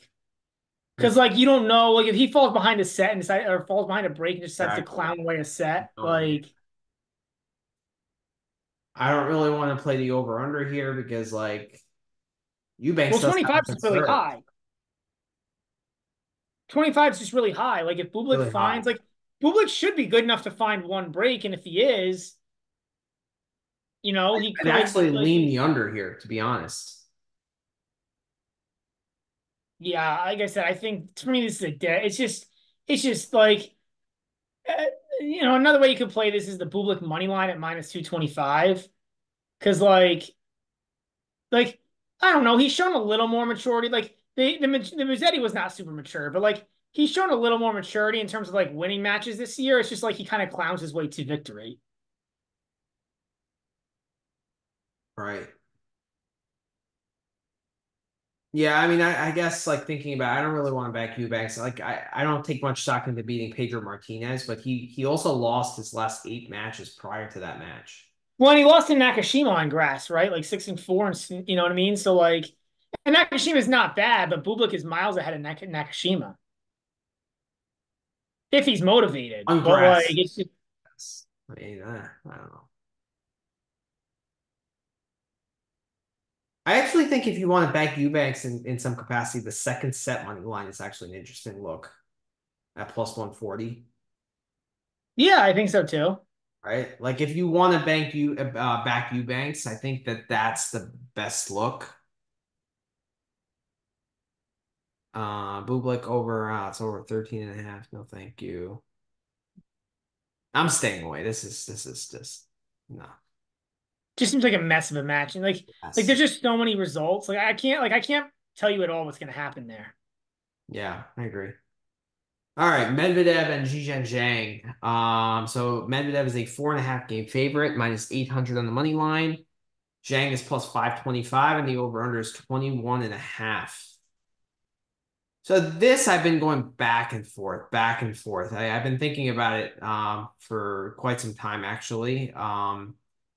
I'm torn because like I don't think this is a good matchup for Zhang. I think he's like too erratic, and I think Medvedev is just going to get too many balls back for Zhang. Like, and he's just going to get frustrated and like overhit.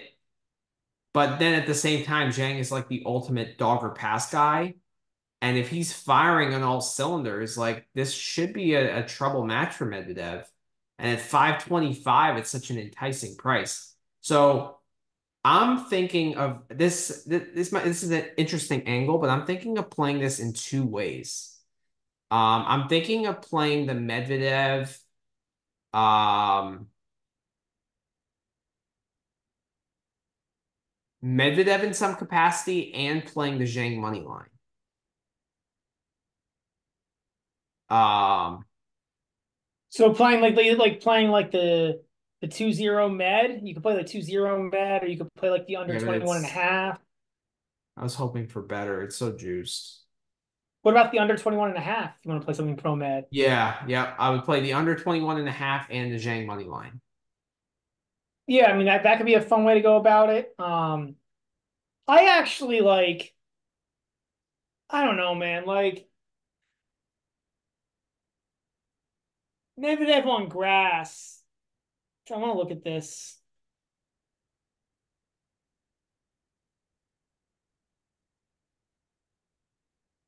By the way, did you take the games with Borges? Did you take the four? No, no, but like that's part of what but seeing that result, like Zhang is better on grass than Borges, and Borges got to 6-4. You know, Yeah, I saw those results, but I was like, it doesn't really matter, honestly, it with doesn't so much. It's because Medvedev has been so bad, like in first matches on grass in the past. that's true. Yeah, yeah. He needs a little more time to warm up to the surface. I agree. Um,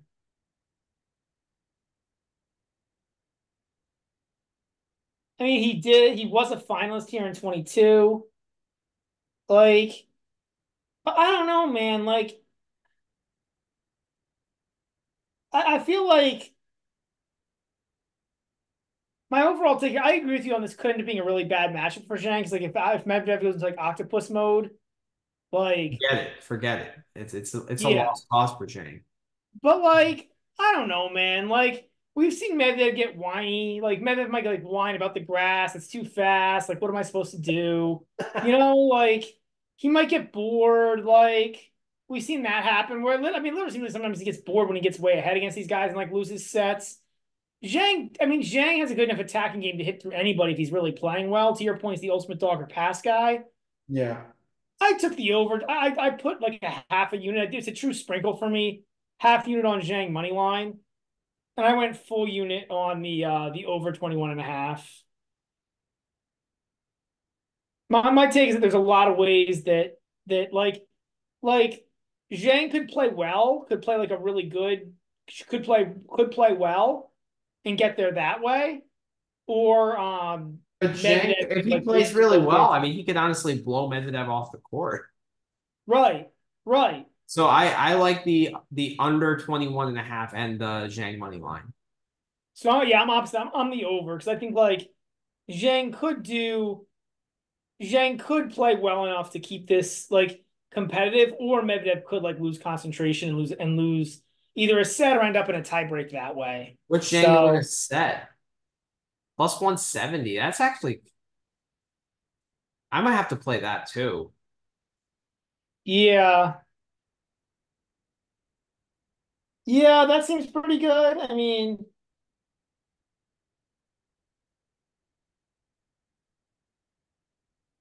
Or over 2.5 sets at plus 225. That's probably where I would go if I were you, if you're looking at the over.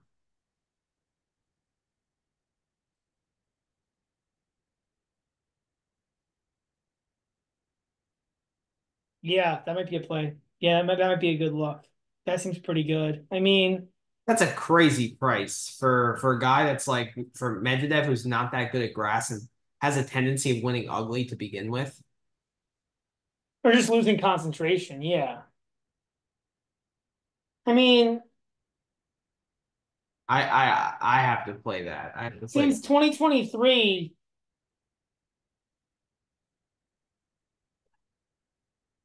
I changed my mind. I think that's going to be my only play is the over 2.5 sets at plus 225. I'm gonna scrap the Zhang money line just because like I don't think it's a great matchup for him.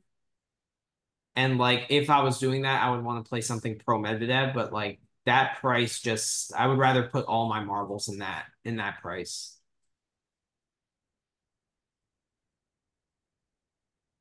yeah, I hear you. So is that GBM worthy?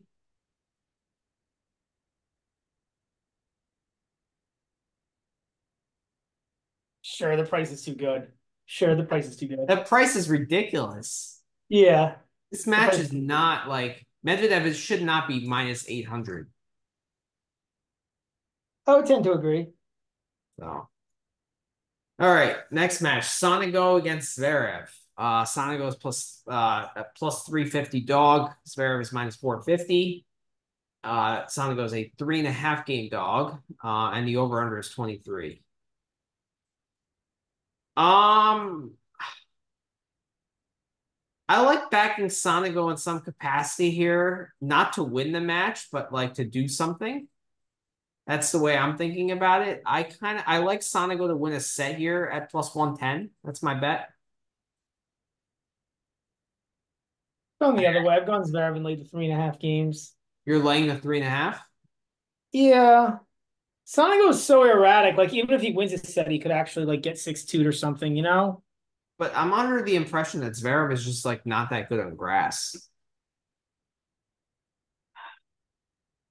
And like Sonego has the aggressive game to like get that ball out of the slot.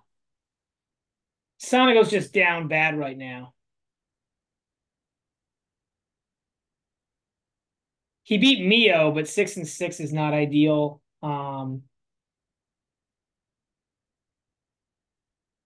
Yeah. I don't know. Zverev did make the semifinals here last year.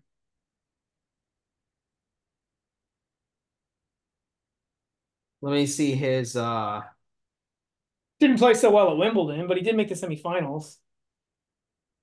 lost to Berrettini.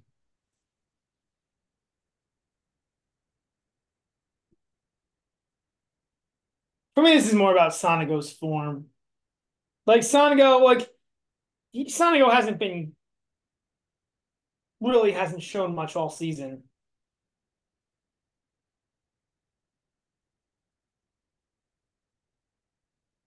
Yeah. He has been decent on grass in the past though, Sonego. I mean, he's been a decent player in general in the past, right? This year he's not been good. Yeah, he's 21 and 17 in his career on grass.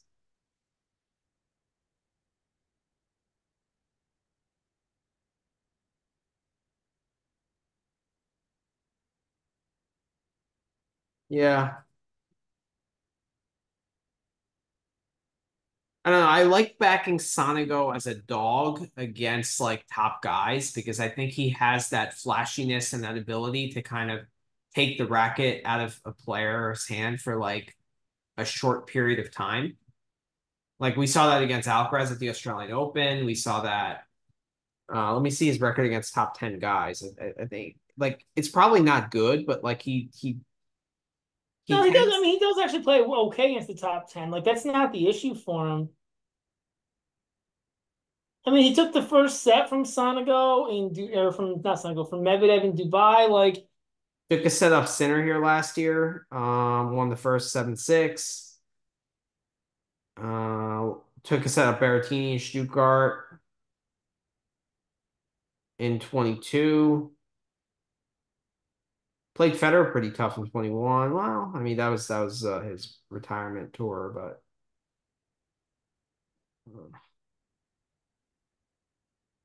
what is Sonego to win a set? plus 110.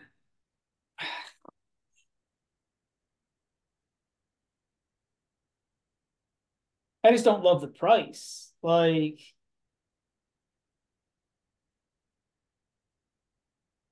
I mean, Zverev lost a set to Oscar Ote today. yeah, but that's a transition. I mean, a lot of guys lost sets today, you know, like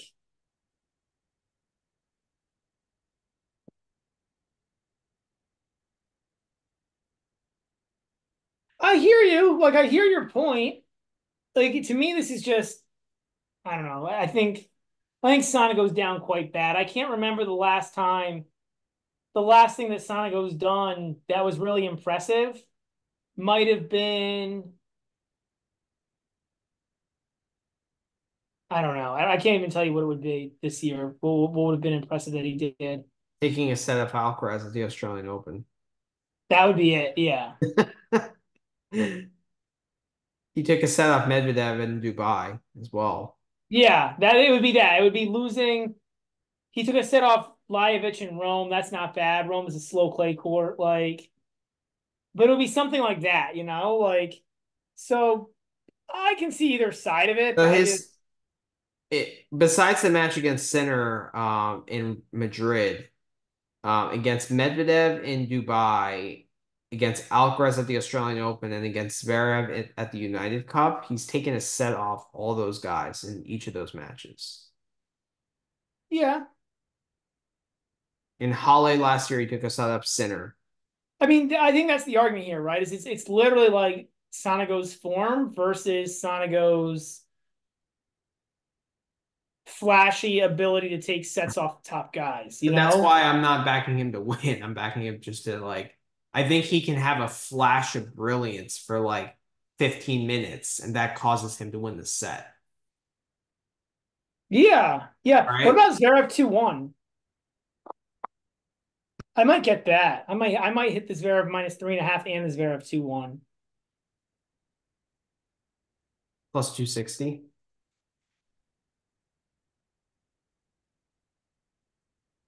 I like that.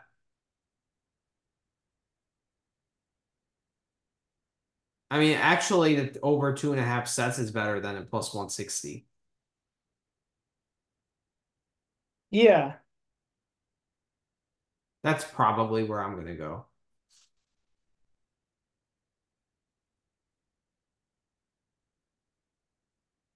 But yeah, I mean, that's my play. So I talked you out of the 3.5 or laying the 3.5. No, I'm still gonna lay the 3.5.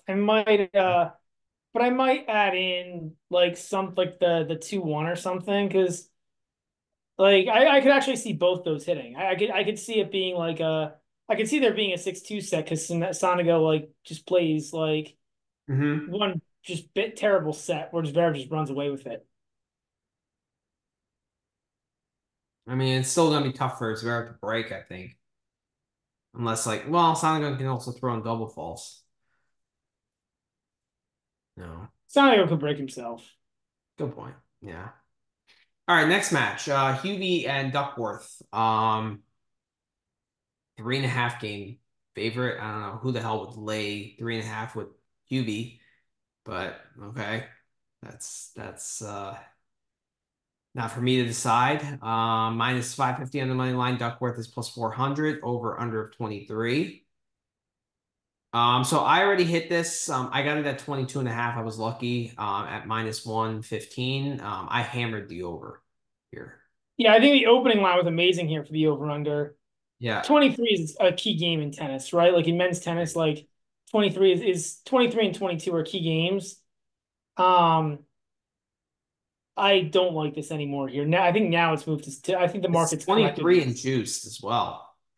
That's the And point. Is it's basically 23 and a half, right? Like right. now Huey does have a tendency to go over 23 and a half, so like I can see the argument for playing it, but I Hmm. don't know, man. I Duckworth can also break himself like he did against Berrettini, where he played that awful game and just broke himself. And like, at 20, like once you're getting up into the 23, juice 23 or 23 and a half territory, like one break can screw you. Yeah, Um, like at 22 and a half, I think you are completely in the right. I think the market's corrected this. I think 20, this is basically a 23 and a half, and it's corrected itself. I agree. I mean, would you consider laying the three or taking the 3.5 with Duckworth then? Well, it's juiced again, right? Minus 135. Yeah. So not loving it anymore. Like Duckworth is actually playing pretty well on serve, right? He's been Yeah, he's held like 90% of his game, his yeah. 90% of the time this week or something. Or this year so far on grass or last week, whatever it was, stat. But yeah, he's been quite good at holding serve. He's just like, what are I mean, does he like this? The problem is like we talked about this with a couple of guys with like him. Like when I laid, did I take games where I took like the over against Berrettini? Yeah. I took games, or I took games with Rinky against somebody else who like, like against Darderi, and it's like Duckworth it never wins this match. No. I And so mean, you're just hoping he can like, and I don't know if he ever breaks Hubie. So like you're just no. hoping he like holds enough to get to 23. He might, but to me it feels like more of a It's actually very similar to the Kaboli match, it is. It is. It is. which was just the most insane sweat ever. Yeah. That was an insane sweat. But there was it four there, I think it was four, right? Was the spread there? It was It was four and the four, over under was yeah. I 22 mean, or 22 you and a half. Like again, that's a big difference, right? Like four versus three and a it half is a key half is. game. I slightly what I think Kaboli's slightly better than Duckworth. Maybe Duckworth has a better grass court pedigree, but like as players, I definitely view Oh, Kaboli. Kaboli's definitely a better player. Kaboli's ranked in the top 50. Right. So like does grass pedigree mean that much where Duckworth should be less of a dog against UB than Kaboli? Well, it's significantly less, right? Because Kaboli was a four, and I think it was a reasonable four. It might have even been like I kind of remember Minus what that was. It 105. was it was what? It was minus 105, I believe. Yeah, so it was like an unjuiced four. This is a very juiced three and a half. It's basically three and a quarter. Like again, like where the line started, like the 22 and a half and like the closer to a true four, like an unjuiced, like or an evenly juiced four for both sides. Like I think then you could get with Duckworth, but I think this has moved into stay away territory. Okay. That's fair. It's disappointing because I would have made the 22.5, which is clear GBM. Yeah, me too. Yeah. But the market corrected that rather quickly. All right. And then center against Marjan. Um 5-game favorite for center minus 2,000. Marjan is a 10-1 underdog, and the over under is 20.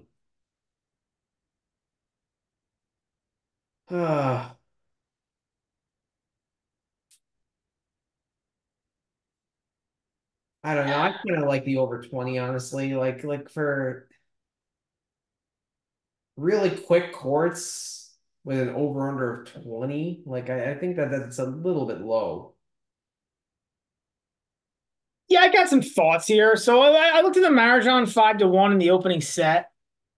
Um, that could be kind of interesting. Mhm. Because you've got to think if he loses the first set, he's done. Just like, just because But he's he's such a dog, right?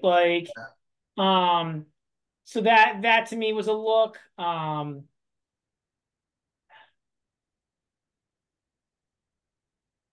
don't know how much you play into it, but Sinner on grass. Um,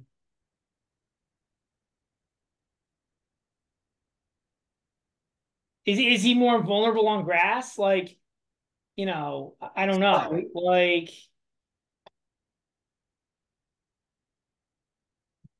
Although he had one of the points of the year. I don't know. Did you see that point where like it hit the the net, dive. the dive? That was Yeah. ridiculous. Just Yeah, I ridiculous. saw a highlight of it. I mean, I don't know. In 11 grass court matches last year, he lost a set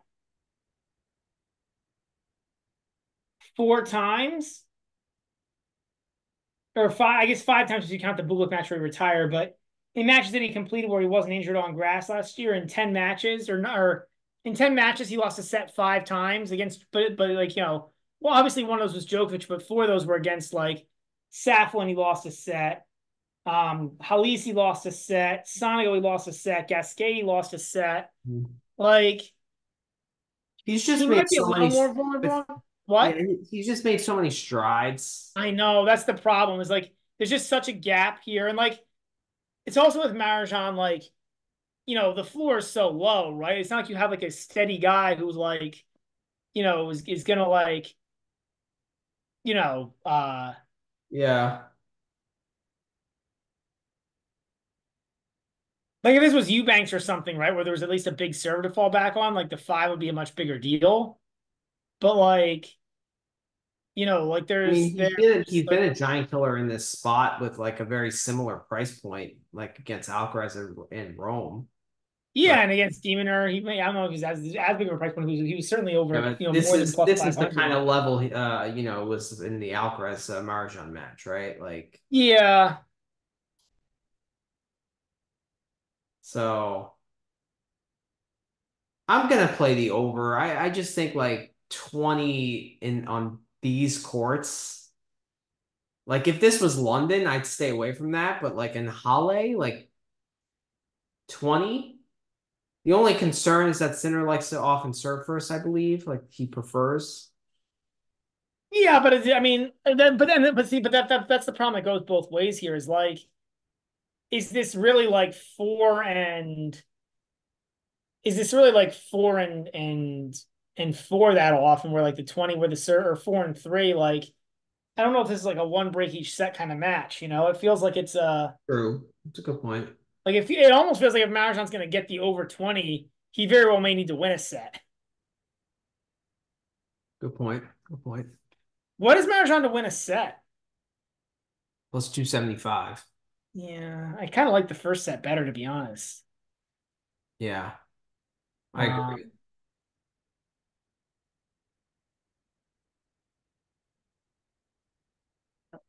but yeah, that would be. I These mean, guys haven't played, right? I don't know if they have. I don't think they have. Yeah. Or if they have, We have a day to think about it, at least. yeah, I'd probably end up staying away. Yeah.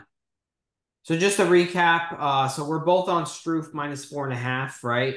Yeah, Um, or I think I'm gonna be on. Well, I might have to play the 4.5. Granted, it's even money now.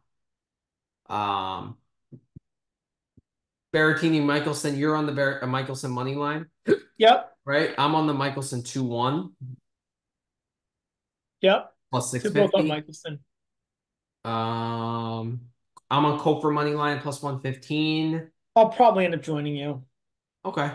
All right. Yeah, Eubanks Bublik, I think we're both staying away. yep, Medvedev Zhang, we are on the 3 set line, right? At plus 225. yep, yep. Nice. Good play. Sonego Zverev, I'm gonna be on the Sonego to win a set plus 110. You are playing the Zverev minus 3.5 and the Zverev 2-1. Probably, yeah, yeah, Okay. And then Hubie Duckworth, I mean, I got lucky. I'm gonna play the over 22.5 at minus 115, but I mean, again, I was lucky to get that early. Now it's kind of like stay away territory, right? yeah. I think so. For me, it's to stay away. Okay. And then center Marjan, I'm leaning the over 20, but I might have to change my mind. there. I'm gonna think about that one a little longer. You? Yeah. Yeah. I think that's a good summary. We can move to Queens. Okay. All right, Queens. So we got 8 matches in Queens. I think all the first round matches are completed here, right? Yep, these are all second rounders. Is the weather gonna get worse in Queens as the week goes on? I don't think so. I think like late in the week, but I don't think for this round. Yeah, there's no rain that It's I'm good. seeing until Saturday.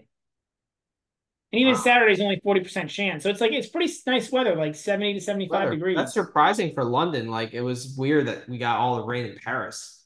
Just, Yeah. Yeah. all right, first match, Rinky against Arnaldi. So Rinky is a 2-game dog, plus 145 on the money line. Arnaldi's minus 175, and the over-under is 23. On first glance, I really like Arnaldi. I just think he has just way more firepower, way more athletic ability. I saw parts of that Rinky match against Tiafoe. I wasn't really impressed, to be honest. Like, he was okay, but like, it was more bad Tiafoe than good Rinky. And like, to be honest, Tiafoe should have won that first set. He uh kind of choked that set away. Tiafoe broke for 5-4, then Rinky broke back. Played actually a really good game there, but then like Tiafoe kind of fell apart after that. Yeah. I'm thinking about laying the 2. You? I'm gonna stay away here. I feel like this is the kind of guy though that like Mateo could actually struggle against. Like, I don't know, Rinky, he's gonna put balls back in the court. Like Mateo, I could see Mateo making some errors here and giving Rinky a set. It's I hear you, but I think I'm gonna stay away here. Okay. Have there been more overs or unders here? But this what? Oh no, there's been a ton. Like the sets have been going way under. Way under? Yeah, I think it's like 11 sets out of 43 or something went over the 10 and a half games. I mean, Okay. under could be a decent look here, but you also couldn't up with the 3 sets.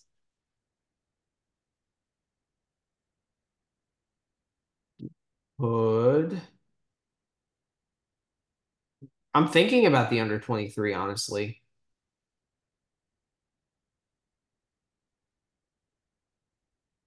Yeah, it's an interesting look for sure. Have these guys played? I think a while back. The only thing is like the only way I would actually care is if it was on a fast court, you know? Yeah.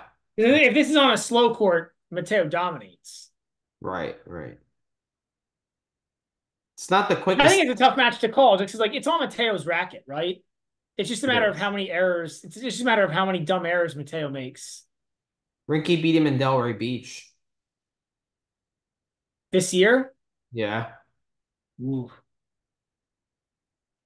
Again, like this is the kind of guy Arnaldi can struggle against, right? Like, I know. I had that take in Miami this year after he lost to a chalk, I think. yeah. Right. So, I mean, let me see Arnaldi's.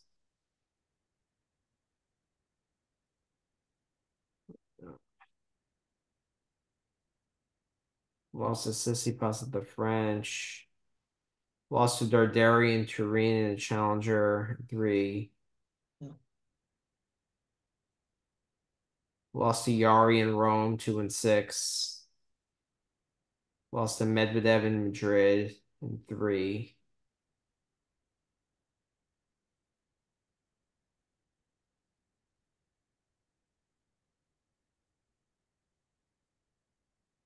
Yeah, I'm leaning stay away. Uh, I kind of want to back. I want to back Arnaldi though.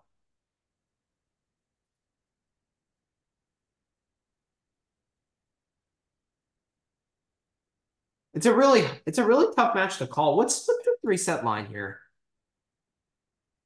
Plus 135. That's I think interesting. that's a decent look, actually. I can see Arnold only playing one good set and one bad set, and you end up having a third. Yeah. Arnaldi 2-1 also at plus 285 is an interesting look. I don't know that Arnold has any special advantage if he gets the third, you know? I'm more like a recent fade of Rinky. Like, I don't think he's been that good. That's really where I'm getting at. Like, I really thought he should have beat Poppy, and he didn't last week. Like, he got crushed by Poppy last week. 4-4. And like the wins this week are not that great, honestly. I mean, Rinderneck is okay. Tiafoe's all right, but like I don't I saw something I really didn't like what I saw from Tiafoe. I mean, Rinderneck, like not Rinderneck, Rinky is never going to really be like impressive to watch, you know? Yeah, that's true. That's true. Um, yeah, Yeah, it's tough. I think you can make a case for either guy here, to be honest. Like I think you can make a case for either guy. It's to me, in my mind, it's really on Mateo's racket. It's just a matter of how many errors Mateo makes. Yeah, This is a little slower, this grass, which is probably good for him, but it's not slow. It's like me. right. It still is quite quick, you know. Um, yeah, I could, you know, I think to me it's a pretty pure. This is where I would put if I was the book. This is where I would set the line. Okay. I think the market has it right. Okay. All right, next match is Dimitrov and Korda. Dimitrov is a 2.5 game favorite, minus 175 on the money line, over under 23.5. Korda is plus 145.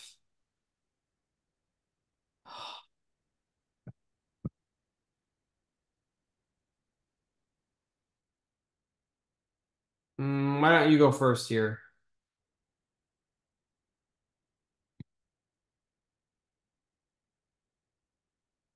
You staying away? The line seems pretty close to right.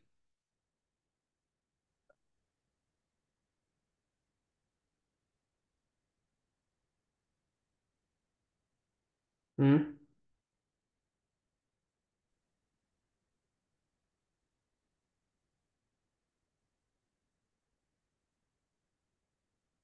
Anything? Yeah, so I've got two plays here. Okay. I like Korda taking the games. I think the 2.5. Um, which is kind of like taking a set, but I think that the spread for the 2.5, I think is quite a bit better. Um, in terms of price. And then I like my favorite play here though is the under 10.5 games in set one at minus 175. Like both these guys are actually decent returners I agree with and have that. decent return games. Like, and again, I said it before. I think like 3/4 of the sets at Queens Club went under 10.5 games. So you're talking about like a one set here. Um, I'm just doing the quick calculation.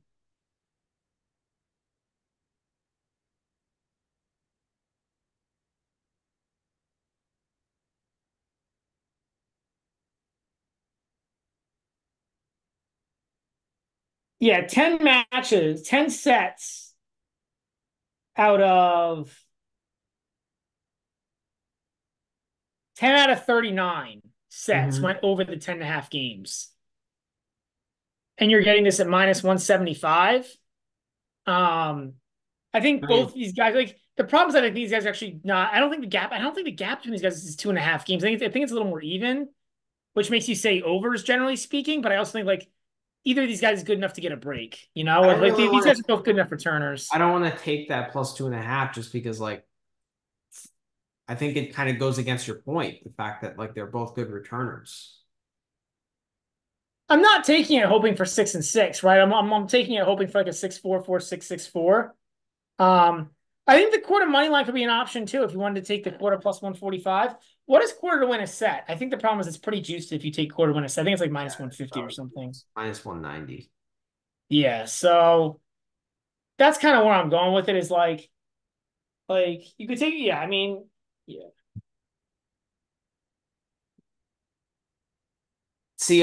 see, it's interesting. I'm kind of leaning the other way. I'm leaning like laying the 2.5 with Dimitrov. Like it's a lean, it's not a play, but I think this is a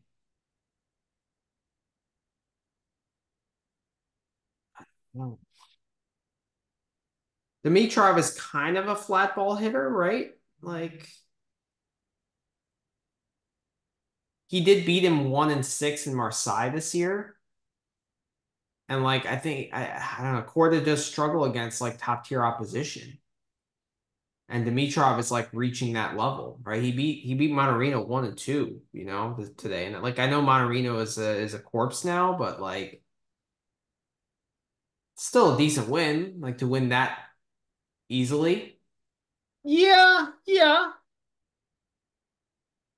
Korda, you don't think fatigue is a problem, like a concern, considering he made the final Den Bosch, like it got to Minaur. But didn't he just won a match, right? He just beat Kachanov. That's true. I mean, like maybe he's now out of gas, but he just beat Kachanov, Yeah, like maybe not out of gas. I just think it's a lot of tennis in the last like week and a half. yeah, I hear you. I just don't know that like I don't know, 2.5 games on a grass court is a pretty big spread. I don't like I don't know, like I think Korda is like borderline top 20, if not in the top 20 on grass, and Dimitrov's probably borderline top 10, if not slightly inside the top 10. Hmm. I don't know if the difference between top 10 and borderline top 20, if that's 2.5.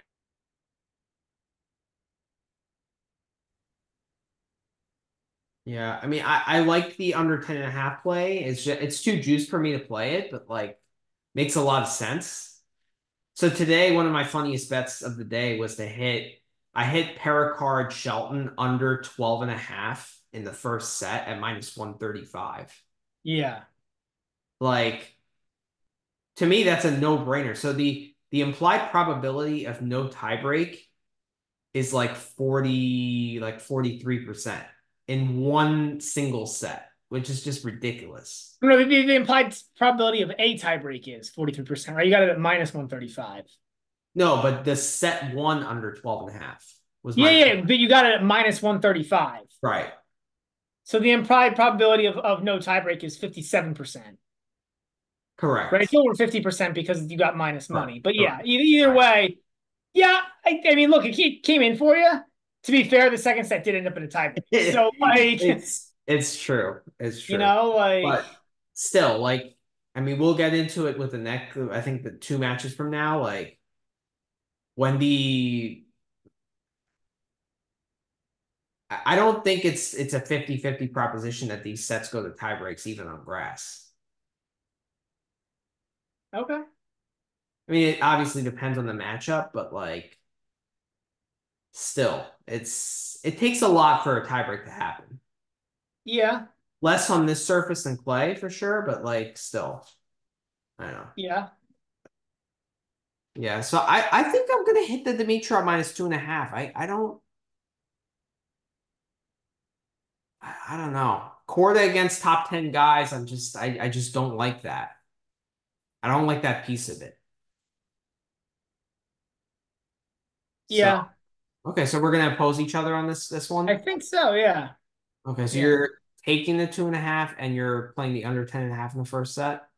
yeah, yeah. Okay. Independently, like, basically, what I think of as in reality, I'm taking Quarter to win like a set is my thinking. I'm hoping for three, competitive sets. Um, Okay. and I think Quarter could. I actually think Quarter could beat him. Quarter's playing well, but yeah. Okay. Now the next match. This is my favorite play of the day. Thompson against Murray. Uh, Thompson is a 1.5 game favorite, minus 150 on the money line, under 24. Murray's plus 125. I got this early. I got it at half a game. So I laid the half a game at minus 115. But I still like it at minus 1.5, honestly. I mean, I have 3 units on that. Okay. I took the money line at minus 130 and I put 3 units on it. Okay. But yeah, it's all the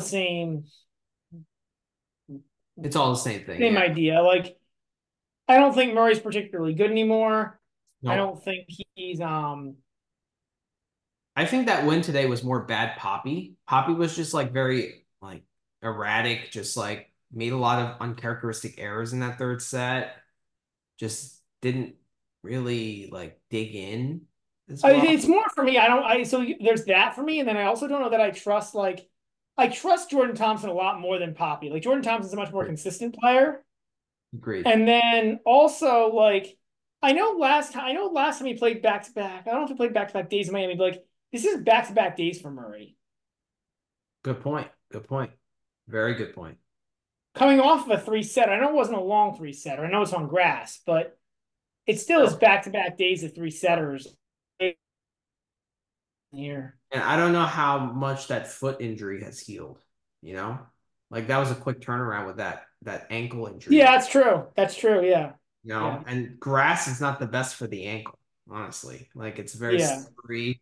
There's issues with footing. You know, the other thing that could look good here again is the under 10.5 at minus 205. You could probably parlay that with the Yeah. quarter under 10.5. Like Ooh, I It's like not like that. Murray is that good of a serve. I'm gonna join you. I'm gonna play that. That's a fun one. I like that. Okay. So I guess we'll just make Thompson like minus 130 a GBM, right?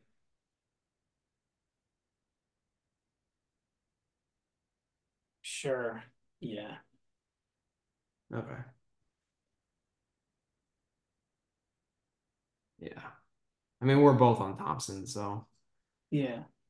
Raonic against Fritz. Now this is hilarious because the over under is 26. And it's a juice 26. Did they put up the what is the alternate over under of 26 and a half?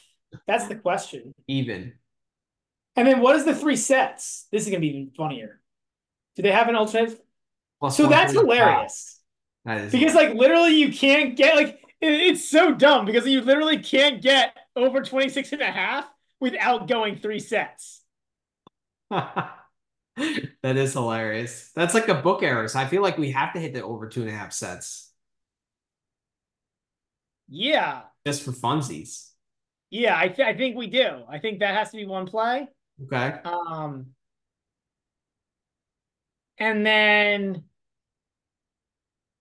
I honestly like the under 26 at minus 105. I mean, but then we can't hit the over 2.5 sets. So what is the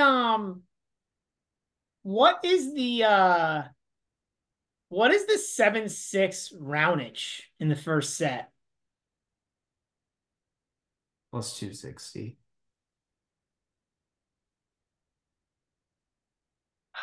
It's like it's tempting because like So one of my bets in my on my other book is the first set to be under 12 and a half games at minus 120. I've never seen a line like that. I've never seen no tiebreak in one single set. well, it's minus 105 here. No tiebreak in the first set. Yeah, it's minus 105 under 12 and a half games. Um, wow. That's insane.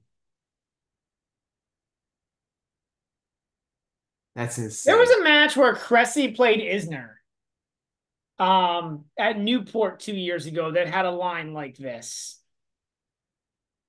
But Fritz is actually a decent returner. Raonic played 3 long sets against Nori and like He did get an off day. If he didn't get an off day, I'd be a lot more concerned, but he did get an off day. but like he's not gonna have 47 aces again. And Fritz is a way better returner than Nori, and the line wasn't like that. You think?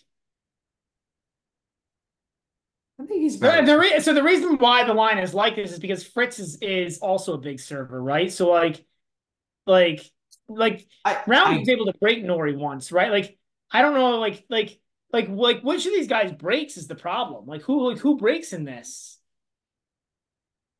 but both of these guys are aggressive returners. Like they like taking rips, you know? But both these guys are, but both these guys are also huge servers.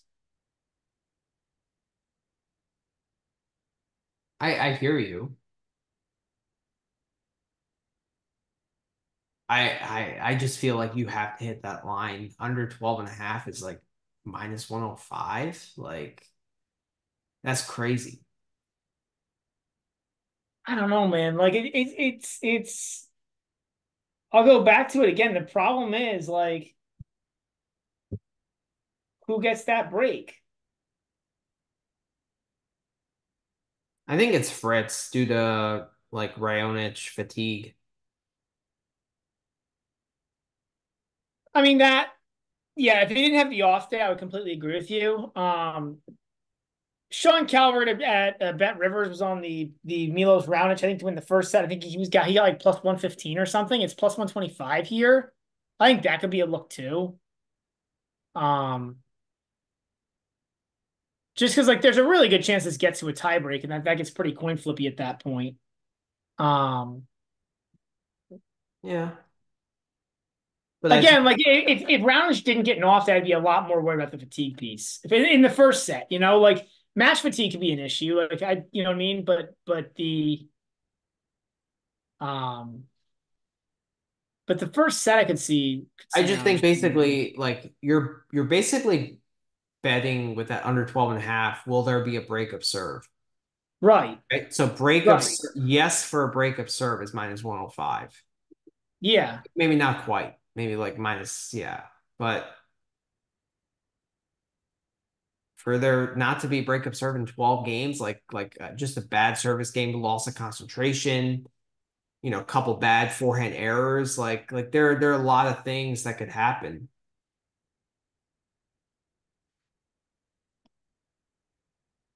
I don't know. I just rarely see lines like that. Like Yeah, but when do you ever see guys like this either?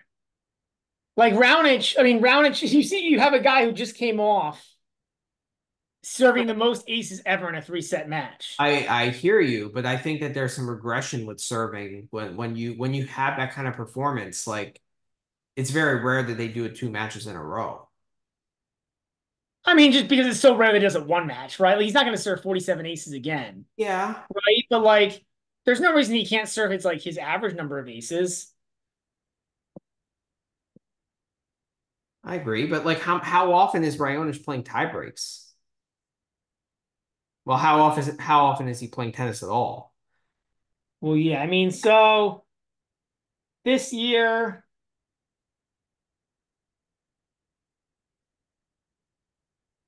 in completed sets, 5 tie breaks in 19 sets. But again, this is grass against another big server. That's why this is the way this is. But no tie breaks against Thompson, no tie breaks against Agut, no tie breaks against Minaur, two against Nori. All guys he could break. Fair. Even in Nori in that same group, like the only guy he's, you know what I mean? Like it's like those are all guys who like the only like he hasn't played a guy like Fritz though this year. All right, so when you go on tennis abstract, like search guys that are over 6'4", Okay. right? So played Bublik in Rotterdam. That was 4-4. Back in 21, he played Hubie. There was only one. Okay, you can't go back to 21. Like that's a completely different dude. Good point. That's true. You know what I mean? Like you gotta consider this. I mean, you gotta consider this decrepit version of Raonic. Like, Mm. I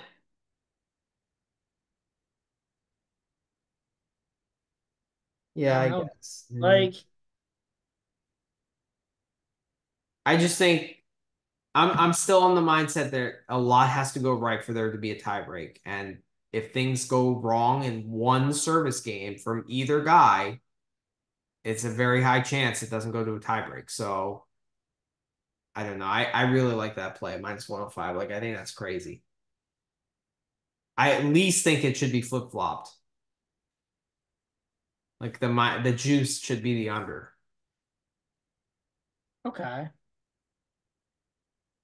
You're not on that. You think it's an accurate line in this match? I mean, this one's so hard to judge, man. Like,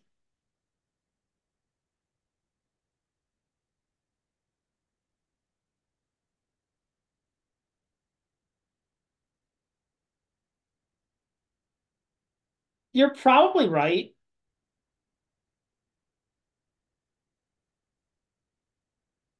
Mm-hmm. I'm looking at something quick.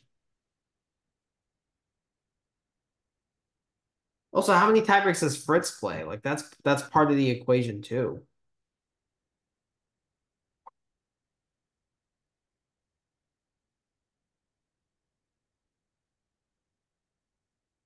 You're probably right. I mean, you're probably right, to be honest. Like, and you're probably right by quite a fair amount. The more I think about this, I'll probably end up joining you on that.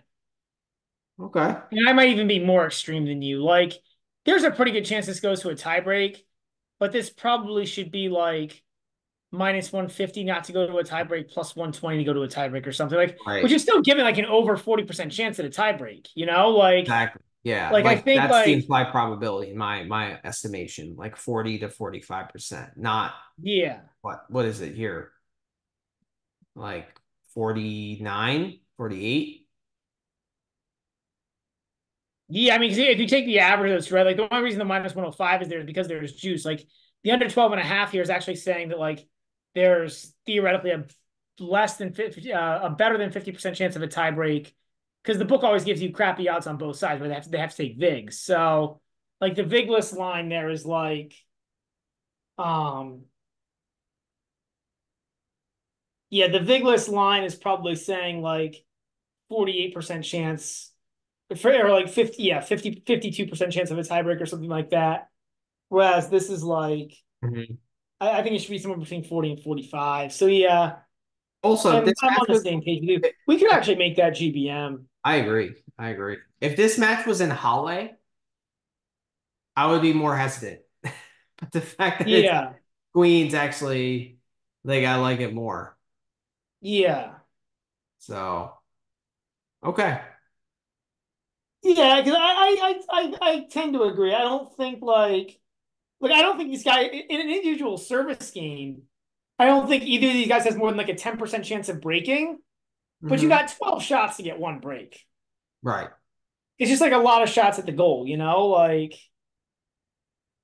And like, I mean, Fritz, I guess, did play one match against Daniel, but like Raonic can make some errors.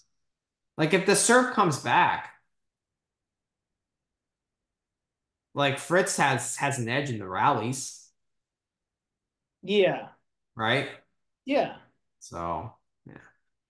All right. Next match is And Round's just allowed to break too. that's true. It's a good point. It's a good point. All right. Next, are you so we're gonna play the over 2.5 sets and the under 12 and a half in the first set? Yeah. Yeah. Okay. All right, sounds good.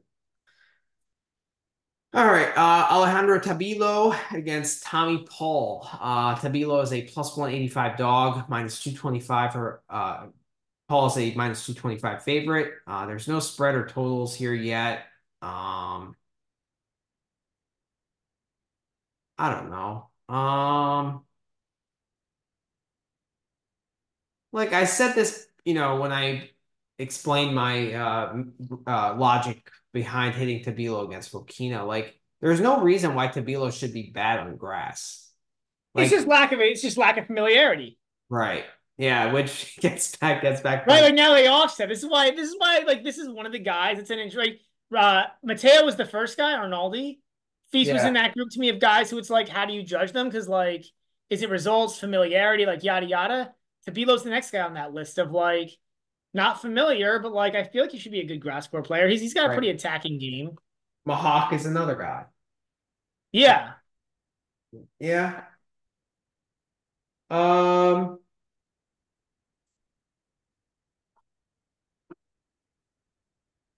this seems like a stay away. It seems pretty close to right to me. Like, Again, it's so tough to judge these guys because like even take Tommy Paul, right? Like he made the Eastbourne final last year.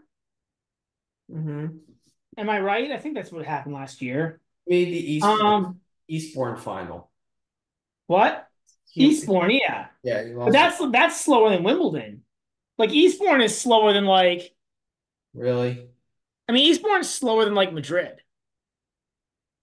Hmm. Okay. Depending on the rain. Like if it's like rainy, then yeah, Eastbourne plays pretty quite slow. Maybe not much bounce I think helps Tommy Paul, um but my point is like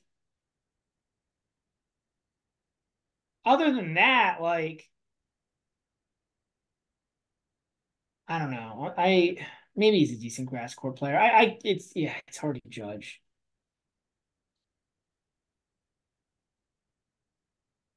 Yeah, I'd like to see the spreads and the totals here. Yeah, me too. It's probably gonna end up being like two. My guess is it'll be like two, like Paul minus two. Yeah, I would say so. I'm always hesitant to lay games with Paul though. Yeah. The over under, if it's 22 and a half, I probably play the over. Okay. But if it's It'll 23, probably be it's 23. probably gonna be 23. Yeah, exactly. So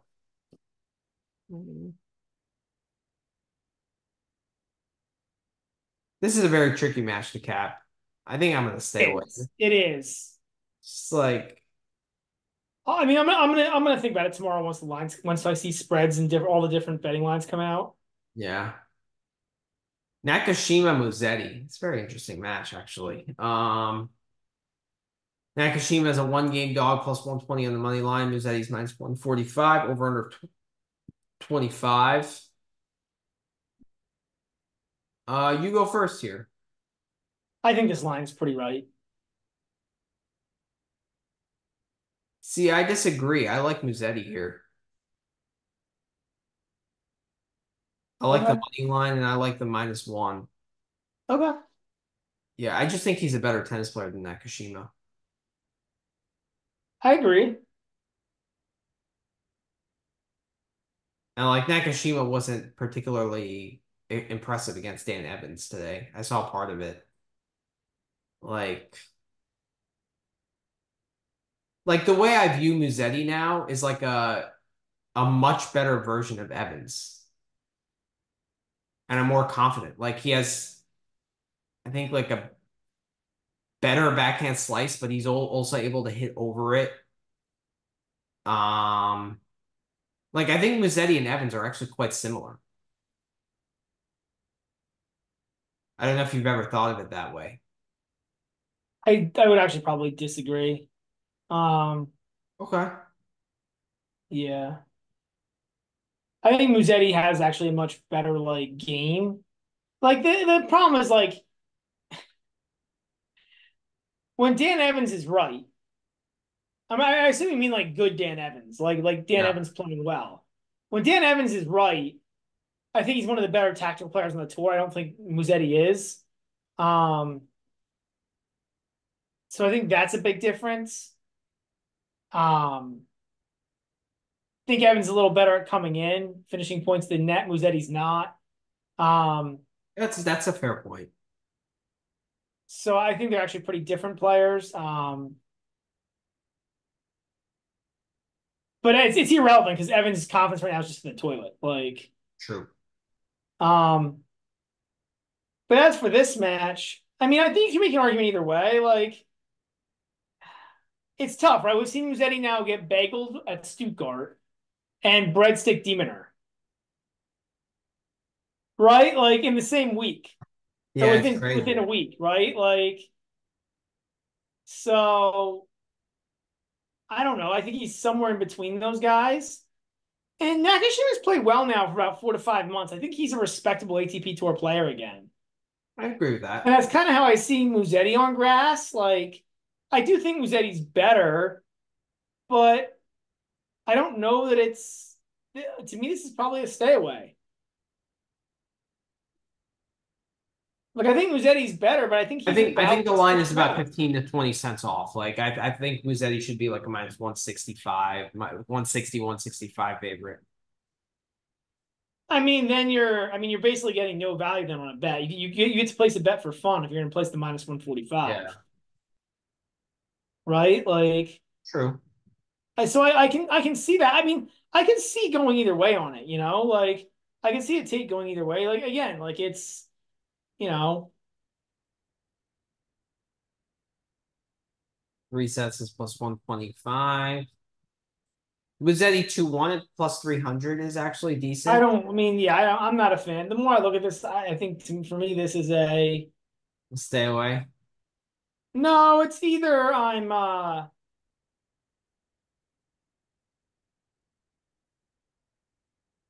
it's like I will stay away, but I think it's like just a pick a side. If you're gonna play this thing, you just pick a side money line. Which side are you leaning though? Probably the Nakashima, but I'm not gonna play it. Like, you know, like Like if I was the book, maybe I'd put plus 115 minus 140. But at that point, you're so close, like it doesn't matter. Yeah. Yeah, I'm more pro Mazzetti here. All right, next match. Alcaraz and Draper. Alcaraz is minus 375 favorite, plus 290 for Draper. Um, no spreader totals, unfortunately. Alcaraz 2-1 and plus 260. That's probably where I would look. I think that's probably like as I look at it, that's probably my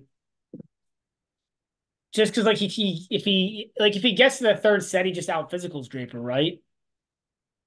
Yeah, that, and he's just better. Well, Yeah, but right? that's already baked into that line, right? Yeah, but Probably we also decent. comment on how good Alcaraz is in final sets, right? Like Yeah. Yeah. what's so we talked about his 5 set record in the Roland Garros pod, but like what's his third set record? It's got to I'll be look it up pretty for good you. too.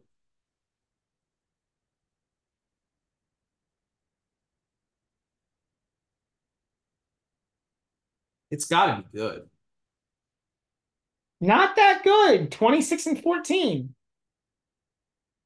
It's still pretty damn good. Who are the losses against?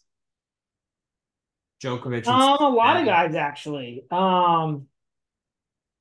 He's got losses against Zverev at the World Tour Finals, Dimitrov in Shanghai, Djokovic, Rublev in Madrid, Paul. You remember that match, I'm sure. Yeah. Sinner in Miami last year. The Rio loss to Nori.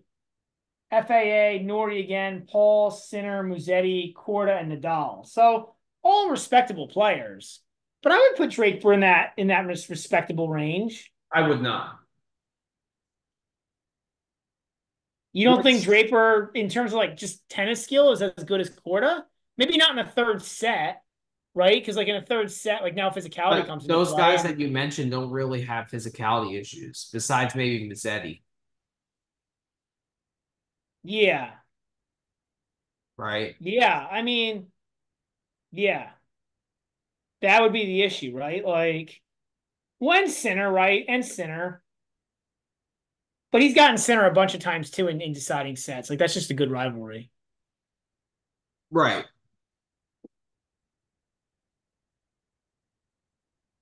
It's the best player Yeah, in I the mean, world, but he's playing against someone who has less physicality problems. So it makes it just incredible.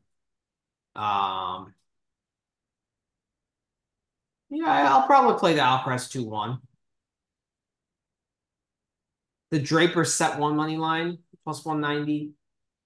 Like,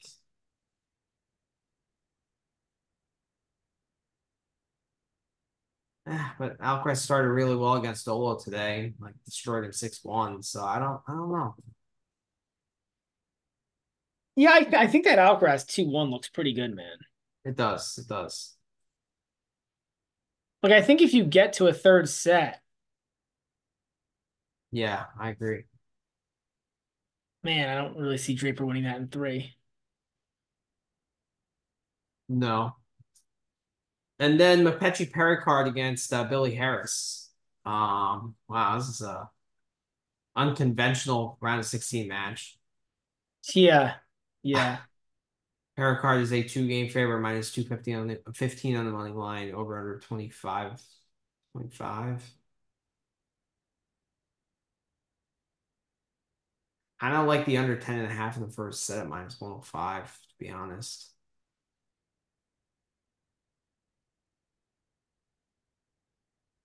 You?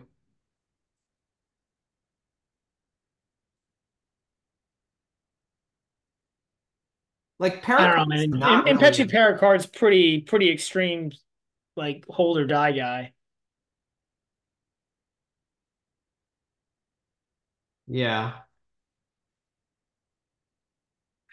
I mean, is he really that much of a I mean, he is a serve bot, but he's been better on the ground. Like Well, he was very. I mean, I don't know.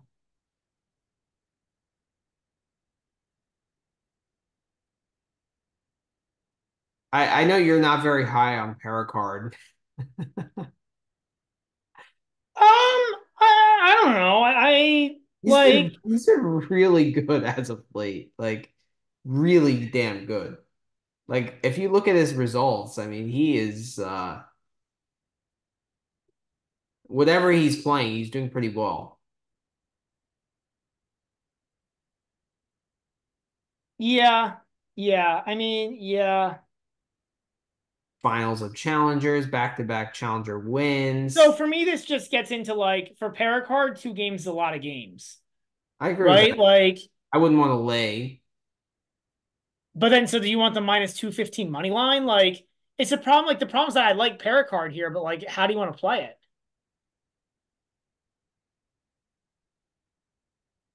the under 10.5 in the first set and probably the under 25. Okay.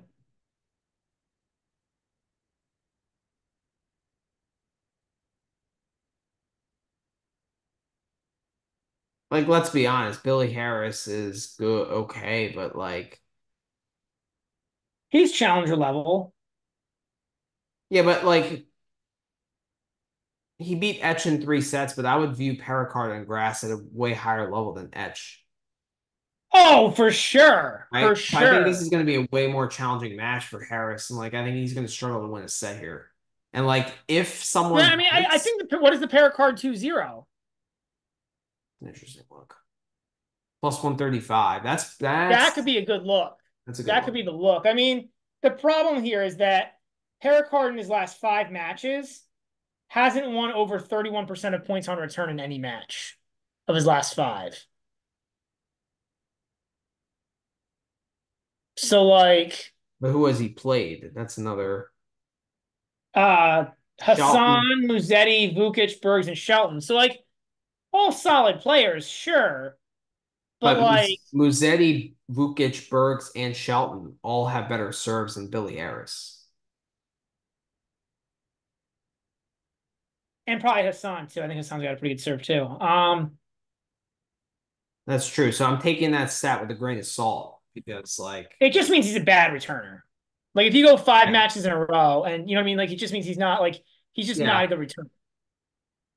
But like in a tiebreak, I think Pericard has a lot of confidence. So I think tiebreak will probably be like 60-40 for Pericard. So like I think that 2-0 is enticing. Yeah, I mean the problem is the problem is by their nature, like tiebreaks are always a little bit coin flippy. They are, but like I think Pericard's ability to get the mini break will be easier than Harris's. Probably. So like the Tsitsipas Squire match today. Like I felt like Tsitsipas had like a 65-35 chance to win those tie breaks, That may be real. right? So I maybe it's not the same here, but I think it's like kind of similar. Yeah, even right. So all right. So just a recap of the bets for Queens. So we have I'm probably gonna play the Arnaldi -2. You're staying away, right? Yeah, yeah. Okay. I'm on Dimitrov -2.5 And I'm on quarter plus the 2.5. and the under We 10. both like the under 10.5 and -175. I'm not playing that. It's You're too not big. playing it, But but yeah, I'll do but it as a parlay piece with the uh what was it? Oh, with the Raonic Fritz, I think, or something. okay. Yeah. So I'm on Dimitra -2.5. You're on Korda +2.5 and the under 10.5 in the first set. Yep. I'm on We're Thompson all over the Jordan Thompson money line here. all over Jordan And Thompson. I'm on the under 10.5 in the first set here too. At Oh yeah, -2, that's whatever the it one. is. I'm gonna play that with the Korda Dimitrov as a parlay. Yeah. Combine the two. Um We're on Raonic, the three sets here and the no tiebreak in the first set. correct. Yep. And that the no tiebreak will be GBM, right? Yep. Along with the Thompson money line, right? Yep. For GBM purposes, I guess we're just gonna put the -150. Yeah, let's do that for GBM purposes. Yeah. All right. Tabilo Paul feels like a stay away. We'll have to think about it. That's Yep. on Thursday. I'm gonna Uh, stay away on Nakashima Musetti all right, I'm and probably gonna Pericarp lay a Billy one Harris. You're game play. talking me into that 2-0 on Pericarp. I'm not sure yet. Okay. I like the 2-0. Most likely we'll play that. And then the Alcaraz Draper, the 2-1, right? Is what we're Yeah, leaning. most likely. Okay. All right. Any parting shots before we The parting shot is I need to get some sleep. It's 2:45 in the morning. nice, nice. All right. Thanks to all the followers out there. Been some good Yep. chat lately, and everyone, good luck on your bets and have a good night. Have a good one. All right. Peace out, guys. Bye, guys.